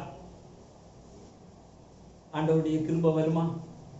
எதற்காக ஆண்டவர் ஏலியின் குடும்பத்தை வெறுத்து ஒதுக்கினார்களோ அவர்கள் அந்த உடன்படிக்கை பெட்டியை சுமந்து கொண்டு வருகின்றார்கள். ஆர்ப்பரித்தார்கள், அல்லேலூயா சோத்திரம் போட்டாங்க, நடனமாடினாங்க. என்ன பிரயோஜனம்? ஒன்றுமில்லை. இன்றைக்கும் அநேகர் உடன்படிக்கை பெட்டிகளை நம்புகின்றவர்களாக காணப்படுகின்றதை பார்க்கிறோம். யார இந்த இடத்துல உடன்படிக்கை பெட்டின்னு சொன்னது? ஊழியர்களை. ஒவ்வொரு ஊழியர்களுக்கு பின்னால போகின்றதை பார்க்கிறோம். அந்த ஊழியரையும் பின்பற்றாரு. அவன் செத்து போனான்னு அவ்வளவுதான், அதோட முடிஞ்சு இல்லையா? அவனுடைய அந்த ஜீவனும் ஆத்மாவும் இருக்கும் வரைக்கும் தான் எல்லாம். அது முடிஞ்சு போச்சுன்னா அவ்வளவுதான். எங்க ஊர்ல மலவள ஐயா அப்படிம்பாங்க. போப்பாண்டவரை காட்டிலும் அவருக்கு அவ்வளவு பெரிய இது கொடுத்தாங்க, சாக போற நேரம் சொன்னார், நான் செத்து 3வது நாள் உயிரோடு எழும்புவேன். 3 நாள் வச்சுக்கிட்டு இருந்தாங்க அவர்கள் பக்த கோடிகள். 3வது நாள் நாற்றம் எடுக்க ஆரம்பிச்சு. அப்ப இந்த ஃப்ரீசர் பாக்ஸ் எல்லாம் இல்லை. பக்கத்து வீட்டில் இருந்தவங்க எல்லாம் கார்பரேஷனுக்கு போன் பண்ணிட்டாங்க. நகராட்சி வண்டி வந்துச்சு. புதைக்க போறீங்களா இல்ல தூக்கி நாங்க வண்டியில போட்டுக்கிட்டு போகட்டுமா? கடைசியில் அவர் இருந்த அறையிலேயே, ஏன்னா எடுக்க முடியாது. என் அருமையான தேவனுடைய பிள்ளைகளே, இதுதான் ஊழியர்களை பின்பற்றுகின்றவர்களுடைய முடிவு. ஊழியரை பின்பற்றுகின்றவர்களுடைய முடிவு. கடைசியில் அந்த திருச்சபை சதறப்பட்டு போய்விட்டார். அவ்வளவுதான். எந்த ஊழியனையும் நம்பாருங்க, என்னையை நம்பி பின்பற்றாருங்க. ஆண்டவரை பார்த்து பின்பற்றுங்கள். எப்போது நான் என்னுடைய திருச்சபை மக்களாகிய உங்களுக்கு சொல்வது, அந்த Gladstone for some days then he will disappear from this world. அடுத்த ஆட்கள் வருவாங்க. அதனால ஐயோ எங்க ஐயா எங்க ஊழி எல்லாம் நல்லதுதான், ஆனால் அவர்களை பின்பற்றாதிருங்கள். இந்த உடன்படிக்கை பெட்டியை அவர்கள் பின்பற்றினார்கள், ஆண்டவரை பின்பற்றல. ஆண்டவரை பின்பற்றுங்க, அதுதான் மிக முக்கியமான ஒரு காரியம். ஆண்டவரை இன்னைக்கு நாம் பின்பற்றுவதில்லை. தேவனுக்கு பதிலாக ஒரு பொருளை நாம் இன்றைக்கு வைத்துக் கொண்டிருக்கிறோம். அதுவும் தவறு என்று இங்கே பார்க்கின்றோம். அவசர ஆன்மீக எழுப்புதல்கள். உடன்படிக்கையை பெட்டியை கொண்டு வந்தது தவறு என்றல்ல, ஆனால் சரிப்படுத்த வேண்டிய சில காரியங்கள் அங்கே இருந்தது. அதை அவர்கள் செய்த தவறிவிட்டார்கள். நீங்கள் ஆண்டவருக்காக காரியங்களை செய்வதில் தவறில்லை. ஆனா உன்னுடைய வாழ்க்கையில நிறைய காரியங்களை, நிறைய இடங்களை நீ சரி செய்ய வேண்டும். முதலாவது, சீலோவில் நடந்த பாவத்திற்கு பரிகாரம் தேடப்படவில்லை. வாசிங்கள் 1 சாமுவேல் 2ஆம் அதிகாரம் 12ஆம் வசனம். ஏலியின் குமாரர் பேலியாளின் மக்களாய் இருந்தார்கள், அவர்கள் கர்த்தரை அறியவில்லை. பேலியாளின் மக்கள், பேலியாளர்கள் துன்மார்க்கருடைய பிள்ளைகளாக காணப்பட்டார். யார் அறியல? வாசிங்க. கர்த்தரை அறியவில்லை. யாருக்கு பிள்ளைங்க? பிரதான ஆசாரியன் ஏலியினுடைய பிள்ளைங்க. ஆண்டவருடைய மகா பரிசுத்த சன்னிதானத்துல செல்லக்கூடிய ஏலியுடைய பிள்ளைங்க ஆண்டவரை அறியவில்லை. இதுதான் முதல் காரியம். அப்ப ஆண்டவரை அறியாம அவங்க பாவத்தையும் செய்துட்டு உடன்படிக்கை பெட்டியை தூக்குவதற்கு தயாராக நிற்கிறார்கள். இன்னைக்கு அநேக ஊழியர்கள் பாவ வாழ்க்கையில வாழ்ந்து கொண்டு. ஒரு முறை ஒரு கிராமத்திற்கு நான் போயிருந்தேன். அப்ப அங்க இருக்கிற ஊழியர்கள் எல்லாம் வந்து என்கிட்ட பேசிக்கிட்டு இருக்கிற நேரத்துல பேசிக்கிட்டு எல்லாம் ஒருத்தர் சொன்னார், ஐயா இங்க இருக்கின்ற ஒரு பேராயருக்கு 2 மனைவி. இதுதான் பேலியாள் புத்திரருடைய காரியங்கள். எப்படி ஐயா இது? இன்னொரு முறை இன்னொருத்தர் சொன்னார், ஐயா இன்னும் குறிப்பிட்ட அந்த பேராயருக்கு மலேசியாவில் ஒரு மனைவி, இந்திய தேசத்தில் ஒரு மனைவி. அருமையான தேவனுடைய பிள்ளைகளை, ஊழியர்கள், சற்று நீங்கள் உங்களுடைய வாழ்க்கையை யோசித்து பாருங்கள். இந்த ஏலியின் பாவம், இந்த பாவம் செய்த இந்த மக்கள் வந்து ஆசீர்வாதம் போட்ட ஆண்டவர் கேட்பாரா? அவர்கள் அபிஷேகம் செய்கின்ற போதகர்கள் மேல பரிசுத்த ஆவியானவர் இறங்குவாரா? இன்றைக்கு காணப்படுகின்ற கிறிஸ்தவ உலகத்தில் எத்தனை தேவ ஊழியர்கள், பேராயர்கள் மேல் வழக்குகள். போய் உடனே சீர்பந்துங்க. சாரி பிரதர், கணக்குல கரெக்டா இருங்க, உங்களுக்கு சம்பளம் கிடைக்கிறது இல்ல. அதுக்கப்புறம் என்ன? எதற்கு காணிக்கை? எதற்கு கொடுக்கப்படுகிறது? ஆண்டவரை பணிக்காக கொடுக்கப்படுகின்ற ஒன்று. அதுல எந்த காரியம், தவறான காரியங்கள் செய்யாது. எங்கேயாவது போனோமா உன் சொந்த வண்டியை யூஸ் பண்ணு, சொந்த பெட்ரோலை போட்டு போ. இப்படிப்பட்ட தவறுகளை ஏலியினுடைய குமாரர்கள் செய்தார்கள். அவர்கள் அடுத்தது தேவனை அறியல. இன்னைக்கு இருந்து நிறைய ஊழியர்களுடைய பிள்ளைகள் எப்படி நடக்கிறாங்க இல்லையா? சமீபத்தில் ஒரு சில ஆண்டுகளுக்கு முன்பதாக பத்திரிகையில எல்லாம் செய்தி வந்தது. ஒரு பிரசித்தி பெற்ற ஒரு பேராயருடைய மகனை எங்க ஊட்டியில நிர்வாணமாக ஒரு லாட்ஜ்ல போலீஸ் அரெஸ்ட் பண்ணிச்சு. அருமையான தேவனுடைய பிள்ளைகளை, என் அருமையான தேவனுடைய ஊழியக்காரர்கள், பிள்ளைகள் தேவனை அறியவில்லை. யார் இதற்கு காரணம்? ஊழியனாகிய நீயே. இன்றைக்கு சரியாக இருந்து கொண்டு நாம் தேவனை குறித்து போதிக்க வேண்டியவர்கள். நான் சரியில்லாம, என்னுடைய பிள்ளைகளுடைய வாழ்க்கைகள் சரியில்லாம இருக்கும் என்றால் நான் போதிக்க கூடாது. நான் வேற வேலைக்கு போய்விட வேண்டும். சிலுவையும் களத்தையும் வச்சுட்டு இல்லையா, எல்லாத்தையும் நான் வச்சுட்டு போயிடும். நான் இந்த மோசேயினுடைய ஆசனத்தில் உட்கார்ந்து இருக்கிறேன் என்றால் கண்டிக்க வேண்டியவைகளை கண்டிக்க வேண்டும். தவறு என்றால் தவறுதான். அது வேதத்திற்கு அடிப்படையில் தவறு என்றால் தவறு. அது யாராக இருந்தாலும் சார். அருமையான தேவனுடைய பிள்ளைகள், அடுத்ததாக வாசியுங்கள் 1 சாமுவேல் 4ஆம் அதிகாரம் 4ஆம் வசனம். அப்படியே கேருபீன்களின் மத்தியிலே வாசமாயிருக்கிற சேனைகளின் கர்த்தருடைய உடன்படிக்கை பெட்டியை எடுத்து வர ஜனங்கள் சீலோவுக்கு சொல்லி அனுப்பினார்கள்.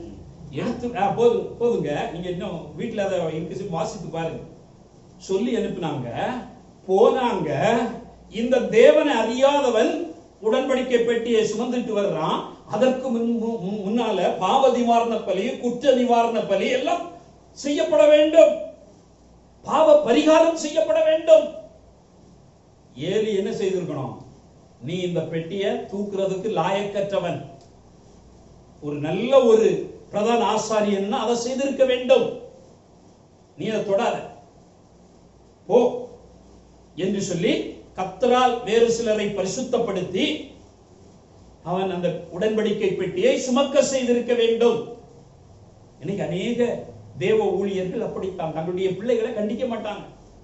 செய்யறது தப்பு அப்படின்னு சொல்ல மாட்டாங்க. திடப்படுத்தல் வகுப்பு எடுக்கின்ற பொழுது உங்களுக்கு எல்லாருக்கும் தெரியும், என்கிட்ட படிச்ச பிள்ளைங்க தான் நீங்க எல்லாரும்.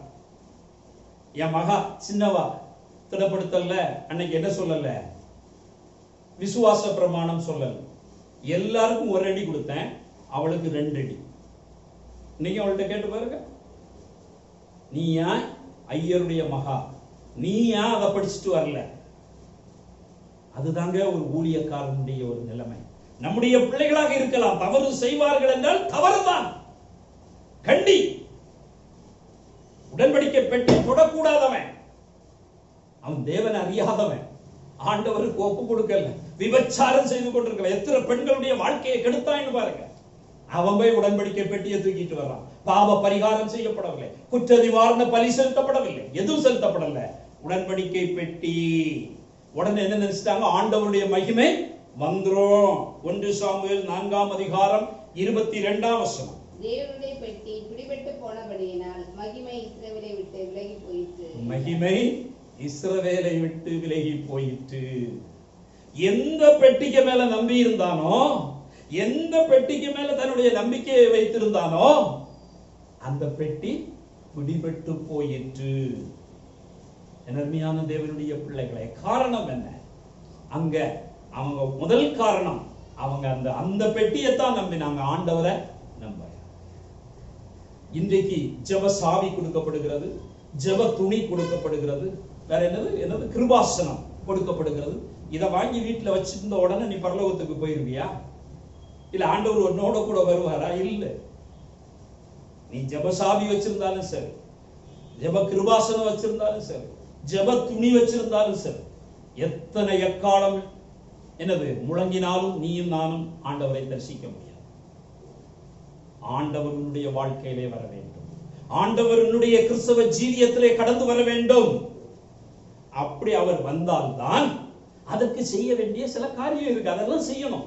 பாவத்தை அறிக்கையிடணும் இல்லையா, ஆண்டவர்கிட்ட மன்னிப்பு கேட்கணும், ஆண்டவர் ரெண்டை திரும்பி வரணும். அப்படி திரும்பி வர சிலதான் பெரிய ஆசீர்வாதம். இந்த காரியங்களை எல்லாம் செய்யாம இந்த உடன்படிக்கை பெட்டியை மட்டும் என் கையில நான் தூக்கிக்கிட்டு நான் நடந்தேன்னா ஒண்ணுமே வராது. அருமையான தேவனுடைய பிள்ளைகளை, இந்த அருமையான இந்த நாள்ல அவர்கள் நம்பி இருந்தார்கள். எதை நம்பினார்கள்? உடன்படிக்கை பெட்டி. அதுவும் போயிடுச்சு. அடுத்தது பாருங்க, இன்னைக்கு சிலருக்கு சாக்கிரமத்துக்கு மேல பெரிய நம்பிக்கை இல்லையா? சாக்கிரமந்து நம்மளை கொண்டு விட்டுறோம். ஞான ஸ்நானம் என்கின்ற சாக்கிரமந்து, இல்ல இது என்னது திருவிருந்து என்னும் சாக்கிரமந்து, இது நம்மளை கொண்டு விட்டுறோம் அப்படின்னு. ஒரு முறை அருமையான ஒரு சகோதரன் தன்னுடைய மரண படுக்கையில இருக்கிறார். அவரை வந்து சிலர் குழப்பி, நீங்க மூழ்கு ஞான ஸ்நானம் எடுக்கலன்னா பரலோகத்துக்கு போக முடியாது. நம்ம திருச்சபையில் இருக்கிற மூப்பர்கள் எல்லாம் மூழ்கி ஞான ஸ்நானத்துக்கு எல்லாம் ரெடி பண்ணிட்டாங்க. அப்பதான் நான் போறேன். போய் அருமையான அந்த ஐயாவோட பேசினேன். ஐயா, ஆண்டவருடைய அழைப்பு உங்களுக்கு கடந்து வந்திருக்கிறது. வாழ்க்கையை முடிக்க போறீங்க. ஆண்டவரிடத்துல நன்றி செலுத்துங்க. மூழ்கி ஞானஸ்நானம் எடுக்கலனாலும் உங்களுக்கு அந்த பரலோக ராஜ்யம் உண்டு. வேதத்துல எங்கேயும் மூழ்கு ஞானஸ்நானம் எடுத்தால்தான் பரலோக ராஜ்யத்திற்கு போக முடியும் என்று எங்கேயும் கொடுக்கப்படவில்லை. அது ஒரு சாக்கிரமம். இப்ப இந்த நேரத்துல, இந்த வயதான நேரத்துல நீங்க போய் எடுக்க வேண்டாம். அப்ப அவர்களோட ரொம்ப ரொம்ப நேரமா பேசினேன். அநேக காரியங்களை பகிர்ந்து கொண்டேன். கடைசியில அவங்க அந்த முடிவை கைவிட்டு விட்டார். மகிமையோடு கூட மரணம் அடைந்தார். மகிமையான ஒரு மரணம். பரலோக ராஜ்யத்தில் தான் அவர்கள் இருப்பார்கள். இந்த சாக்கிரமந்துகள் இல்லைங்க. ஆண்டவரே, உம்முடைய ராஜ்யத்தில் வருகின்ற பொழுது அடியேனை நினைத்தரும் உடன் பதில், இன்றைக்கு நீ என்னோடு கூட பரதீசில் இருப்பாய். ஞானஸ்நானம் எடுத்துட்டு நீ போய் என்ன மரணம் அடைஞ்சோட கொண்டு வச்சிருவாங்க. நீ போய் பக்கத்துல இருக்கிற பாஸ்டர்கிட்ட போய் ஒரு மூழ்கி ஞானஸ்நானம் எடுத்துட்டு வந்துரு. அதுக்கப்புறம் நீ பரதீசு. அப்படியா சொன்னார்? இல்லை, இன்றைக்கு நீ என்னோடு கூட பரதீசில் இருப்பாய். எவ்வளவு பெரிய ஆசீர்வாதம்! அருமையான தேவனுடைய பிள்ளைகளை, இந்த சாக்கிரமந்துகளும் அல்ல, மதம் என்கின்ற கட்டுப்பாடுகளும் அல்ல, மதம் என்கின்ற கோட்பாடுகளும் அல்ல. நீ ஆண்டவரிடத்திலிருந்து பாவ மன்னிப்பை, அந்த பரிகாரம் செய்திருந்தா போதும், பரலோக ராஜ்யத்திற்கு நீ கடந்து செல்ல முடியும். ஆகவே தேவனை நம்பு, சாக்கிரமந்துகளை அல்ல. தேவனுடைய வாழ்க்கையில இருக்கட்டும், பாவ மன்னிப்பை பெற்றுக்கொள். அப்படி நீ பெற்றுக்கொள்ளுகின்ற பொழுது நீ நம்பு, நான் பரலோக ராஜ்யத்துல கடந்து செல்வேன், நான் பரலோக ராஜ்யத்துல கடந்து வருவேன். இல்லைன்னா பாஸ்டர் மரணம் அடைஞ்ச உடனே வந்து ஜெபம் பண்ணலாம். ஐஸ்வர்யவானுக்கு மார்டேட்டர் கூட வந்து என்ன நடத்தியிருப்பாரு? அடக்க ஆராதனை நடத்தியிருப்பார். இவன் கிறிஸ்துவுக்குள் இருந்தான், கிறிஸ்துவுக்குள் மரித்தான், எக்கால சத்தம் தொனிக்கின்ற பொழுது இவன் எழுந்திருப்பான். ஆனா லாசருவ கார்பரேஷன் லாரி வந்து எடுத்துட்டு போயிடும்.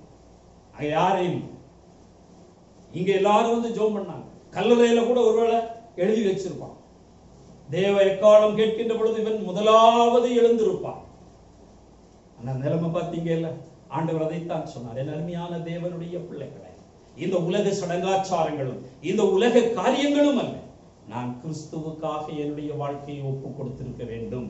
என் அருமையான ஊழியர்களை, உங்களுடைய வாழ்க்கையில உங்களுடைய பிள்ளைகளை ஆண்டவருக்கு ஏற்ற பாதையில வழி நடத்த. உங்க திருச்சபை மக்களை வழி நடத்துறது ரெண்டாவது.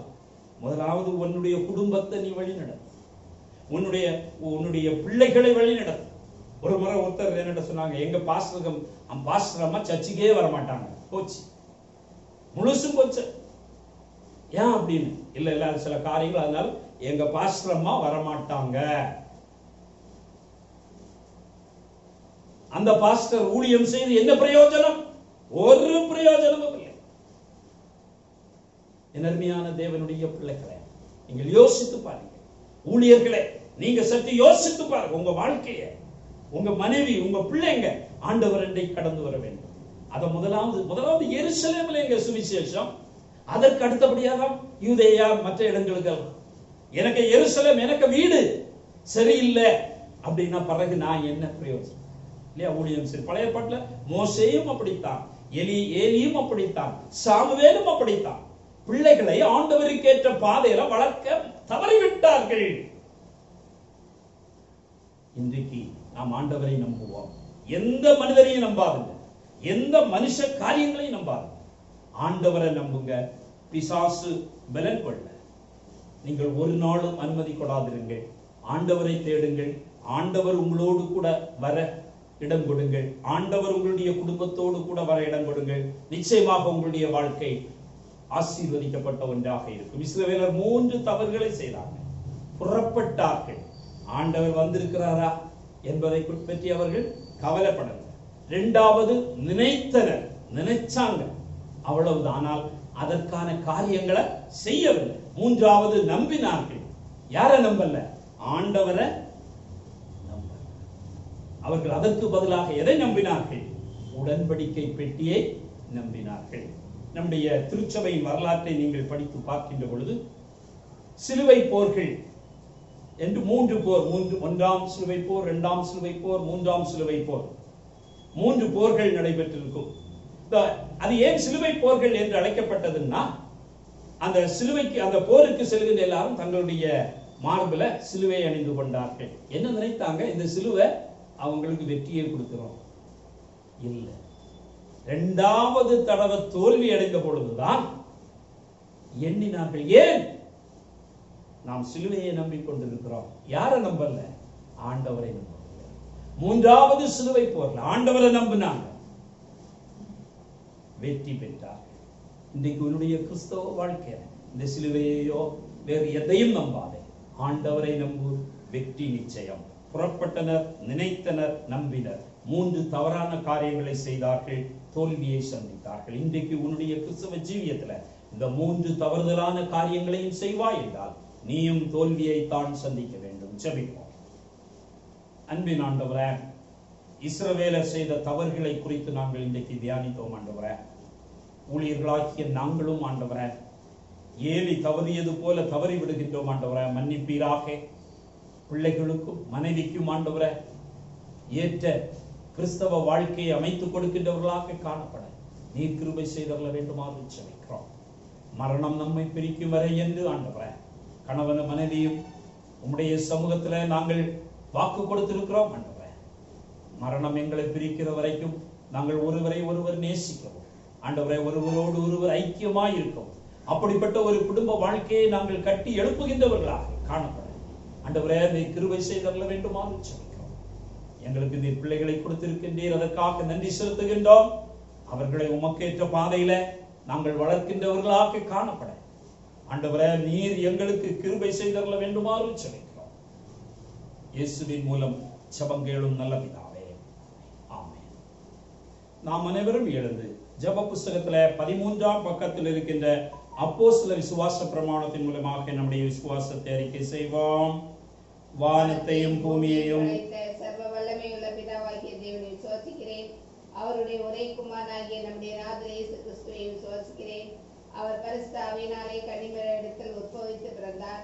பொந்தி பிலாத்துவின் காலத்தில் பாடுபட்டு சிலுவையில் அறையுண்டு மரித்து அடக்கமணப்பட்டு பாதாளத்தில் இறங்கினார்.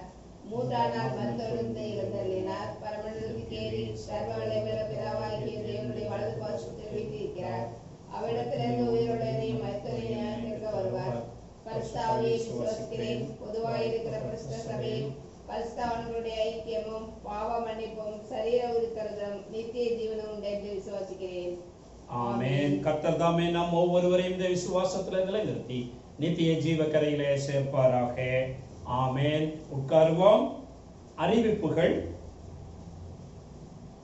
கிறிஸ்துவுக்கு அன்பானவர்களே, நான் உங்களிடத்துல சொன்னது போல இந்த ஆராதனை முடிந்த உடனே நீங்க இருக்கிற இடத்திலேயே பல காரியங்களுக்காக ஒரு 5 இல்ல 10 நிமிடங்கள் நீங்கள் ஜெபித்து சொல்லுமாறு கேட்டுக்கொள்கின்றேன்.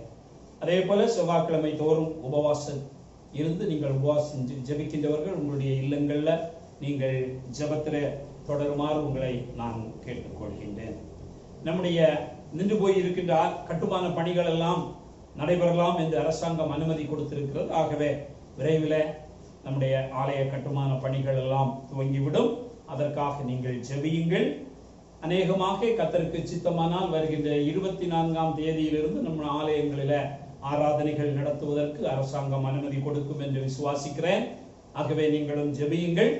அப்படி நாம் ஆலயத்திற்கு கடந்து போகின்ற அன்றைக்கு நம்முடைய சுய விருப்பு உண்டியல்கள் அனைத்தையும் நாம் கொண்டு வந்து பெயர் எழுதி நீங்கள் அதை ஆலயத்திலே படைக்குமாறு இயேசு கிறிஸ்துவின் நாமத்தினாலே நான் உங்களை கேட்டுக்கொள்கின்றேன். அதே போல நம்ம என்னென்ன காணிக்கைகள், நம்முடைய மாத சந்தா காணிக்கைகள், ஆலய கட்டுமான பணிக்கான காரியங்கள் ஒவ்வொன்றையும் நாம் கொஞ்சம் கொஞ்சமாக அந்த நாட்களிலே கொடுக்குமாறு உங்களை ஞாபகப்படுத்துகிறேன். அதற்கான ஆயத்தங்களோடு நீங்கள் இருக்குமாறு இயேசு கிறிஸ்துவின் நாமத்தினாலே உங்களை கேட்டுக்கொள்கின்றேன். நம்முடைய ஆலய அங்கத்தனராகிய திரு மனோகர் ரொம்ப சோம் இல்லாமல் இருக்கிறாங்க. அவங்களுக்கு சிக்கன் பாக்ஸ். அதனால நாம் ஒவ்வொருவரும் நம்முடைய தனி ஜபங்கள்ல, குடும்ப ஜபங்கள்ல சகோதரன் மனோகருக்காக, சோபனாவுக்காக நாம் ஆண்டவரிடத்துல ஜெபிக்க வேண்டியவர்களாக காணப்படுகிறோம். சரிம்மா, சட்ட வாக்கியம் சொல்லுங்க பிள்ளைங்க, வாங்க. கிறிஸ்து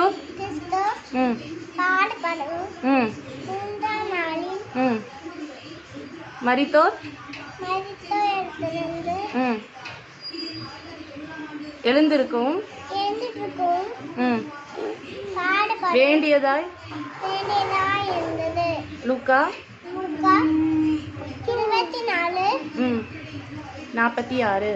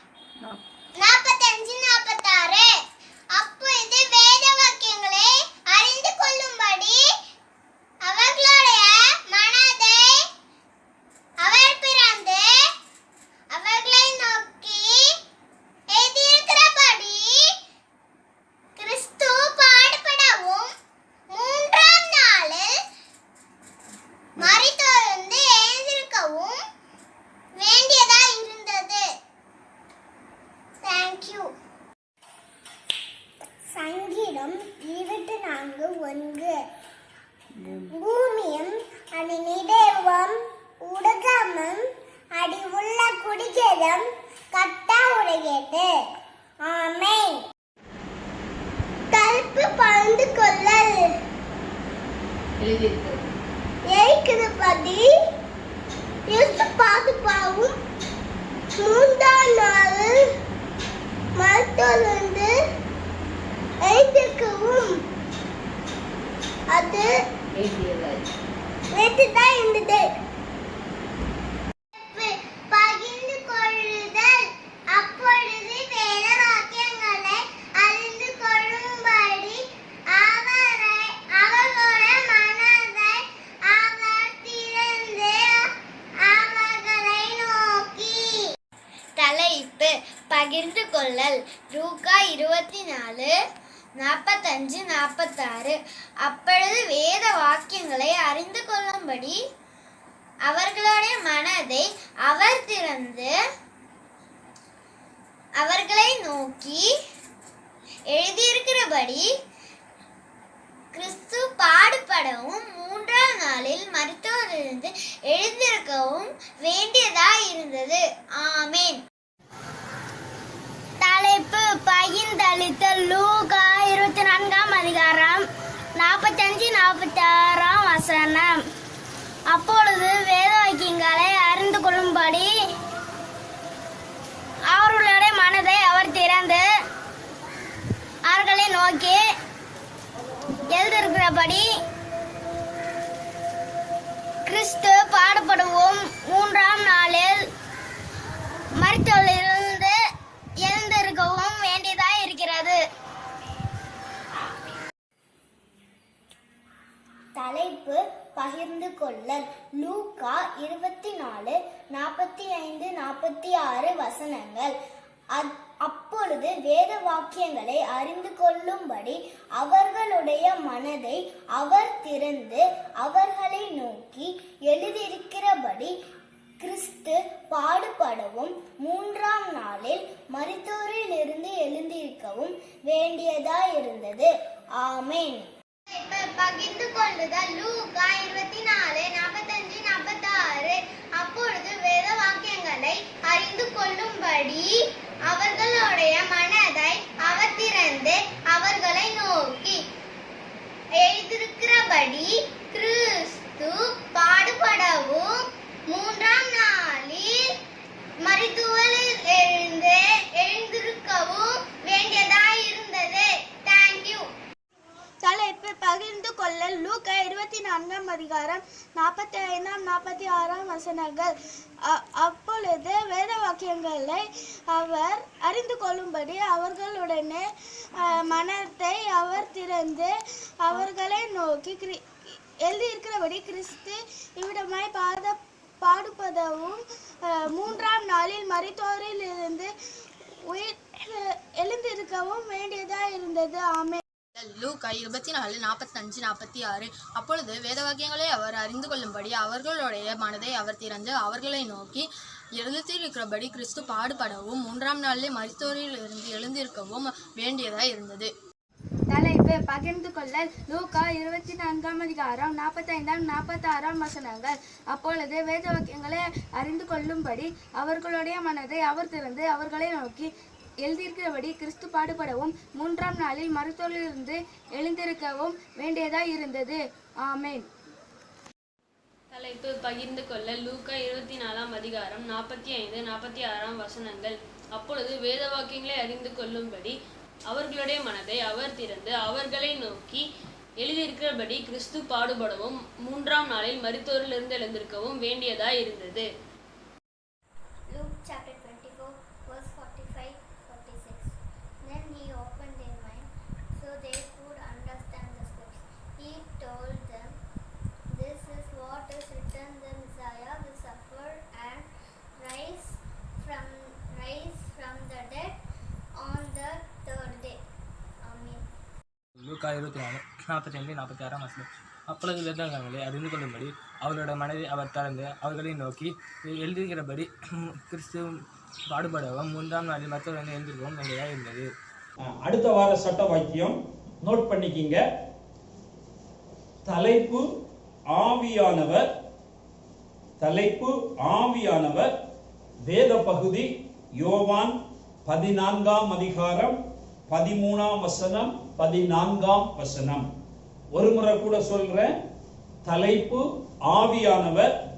வேத பகுதி யோவான் 14ஆம் அதிகாரம் 13ஆம் வசனம் 14ஆம் வசனம்.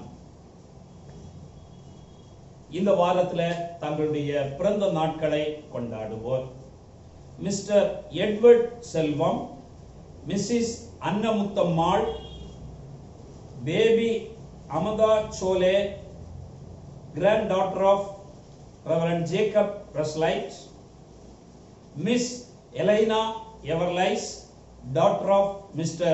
Michael Raj, Mrs. A.P. Jayarani, wife of Mr. S.K. Sherin.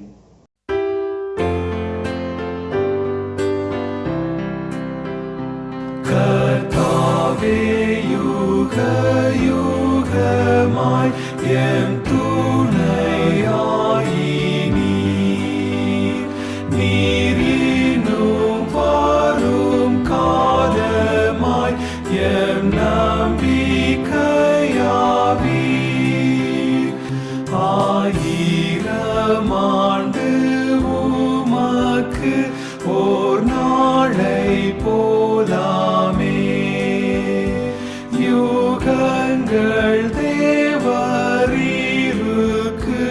ஓரிமை கோப்பாமே.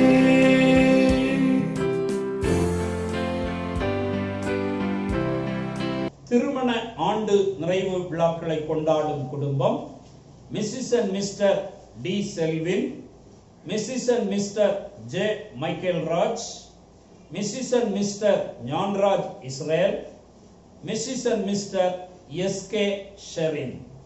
ஆண்டவராகிய இயேசு கிறிஸ்துவின் நாமத்தினாலே ஆலயத்தின் சார்பில் இவர்களை வாழ்த்துகிறோம்.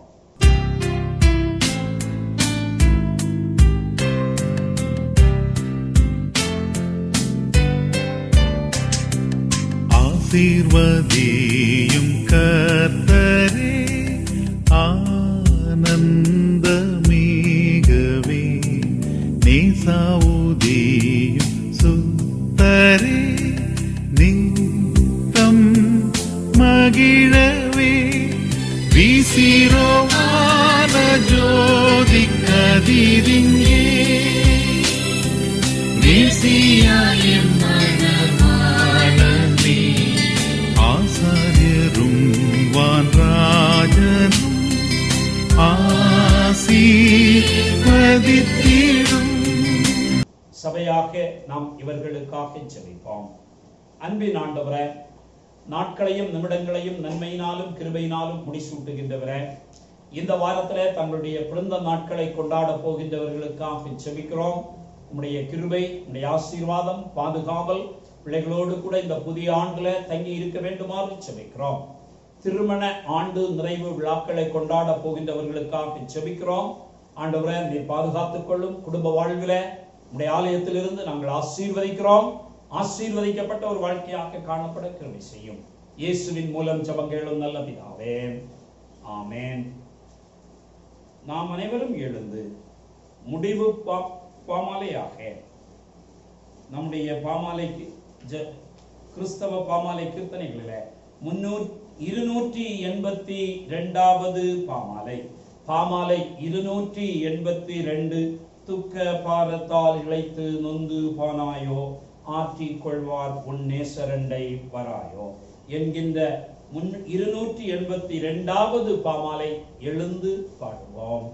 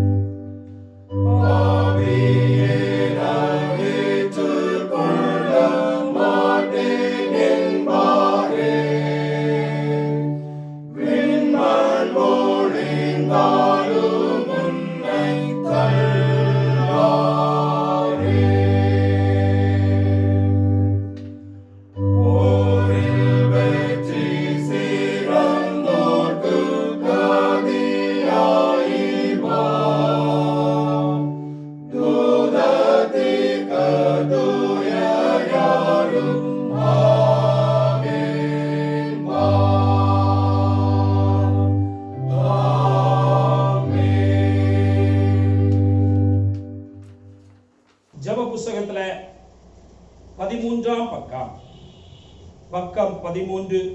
கர்த்தர் உங்களோடு இருப்பாராக. ஜெபம் பண்ண கடவோம். கர்த்தாவே எங்களுக்கு இரங்கும். கர்த்தாவே எங்களுக்கு இரங்கும். பர மண்டலங்கள் இருக்கிற எங்கள் பிதாவே, உம்முடைய நாமம் பரிசுத்தப்படுவதாக, உம்முடைய ராஜ்யம் வருவதாக, உம்முடைய சித்தம் பரமண்டலத்திலே செய்யப்படுகிறது போல பூமியிலும் செய்யப்படுவதாக. அன்றன்றுள்ள எங்கள் அப்பத்தை எங்களுக்கு என்று தாரும். எங்களுக்கு விரோதமாய் குற்றம் செய்கிறவர்களுக்கு நாங்கள் மன்னிக்கிறது போல எங்கள் குற்றங்களை எங்களுக்கு மன்னியும். எங்களை சோதனைக்குள் பிரவேசிக்க பண்ணாமல் தீமையிலிருந்து எங்களை ரட்சித்துக் கொள்ளும். ஆமென். கர்த்தாவே உம்முடைய இரக்கத்தை எங்களுக்கு காண்பியும். உம்முடைய ரட்சிப்பை எங்களுக்கு அருளி செய்யும். உம்முடைய பணிவிடைக்காரருக்கு நீதியை தெரிவியும். நீர் தெரிந்து கொண்ட ஜனத்தை சந்தோஷப்படுத்தும். கர்த்தாவே உம்முடைய ஜனத்தை ரட்சியும். உம்முடைய சுதந்திரத்தை ஆசீர்வதியும். கர்த்தாவே எங்கள் காலத்தில் சமாதானத்தை கட்டளையிடும். தேவனே அல்லாமல் எங்களுக்காக யுத்தம் செய்வார் ஒருவரும் இல்லை. பராபர எங்கள் இருதயத்தை சுத்திகரியும். பரிசுத்தாவே எங்களிடத்திலிருந்து எடுத்துக் கொள்ளாதேயும். ஜெபம் பண்ண கடவோம். உயிர்த்தெழுந்த திருநாளுக்கு பின்வரும் 5ஆம் ஞாயிறு சகல நன்மைக்கும் காரணராகிய கடவுளே, தாழ்மையுள்ள முதலியராகிய நாங்கள் உமது பரிசுத்தமான ஏவுதலினால் நற்காரியங்களை சிந்திக்கவும் உமது இரக்கமான நடத்துதலினால் அவைகளை நிறைவேற்றவும் எங்களுக்கு அருள் புரிய வேண்டும் என்று எங்கள் கர்த்தராகிய இயேசு கிறிஸ்துவின் மூலமாய் வேண்டிக் கொள்கிறோம்.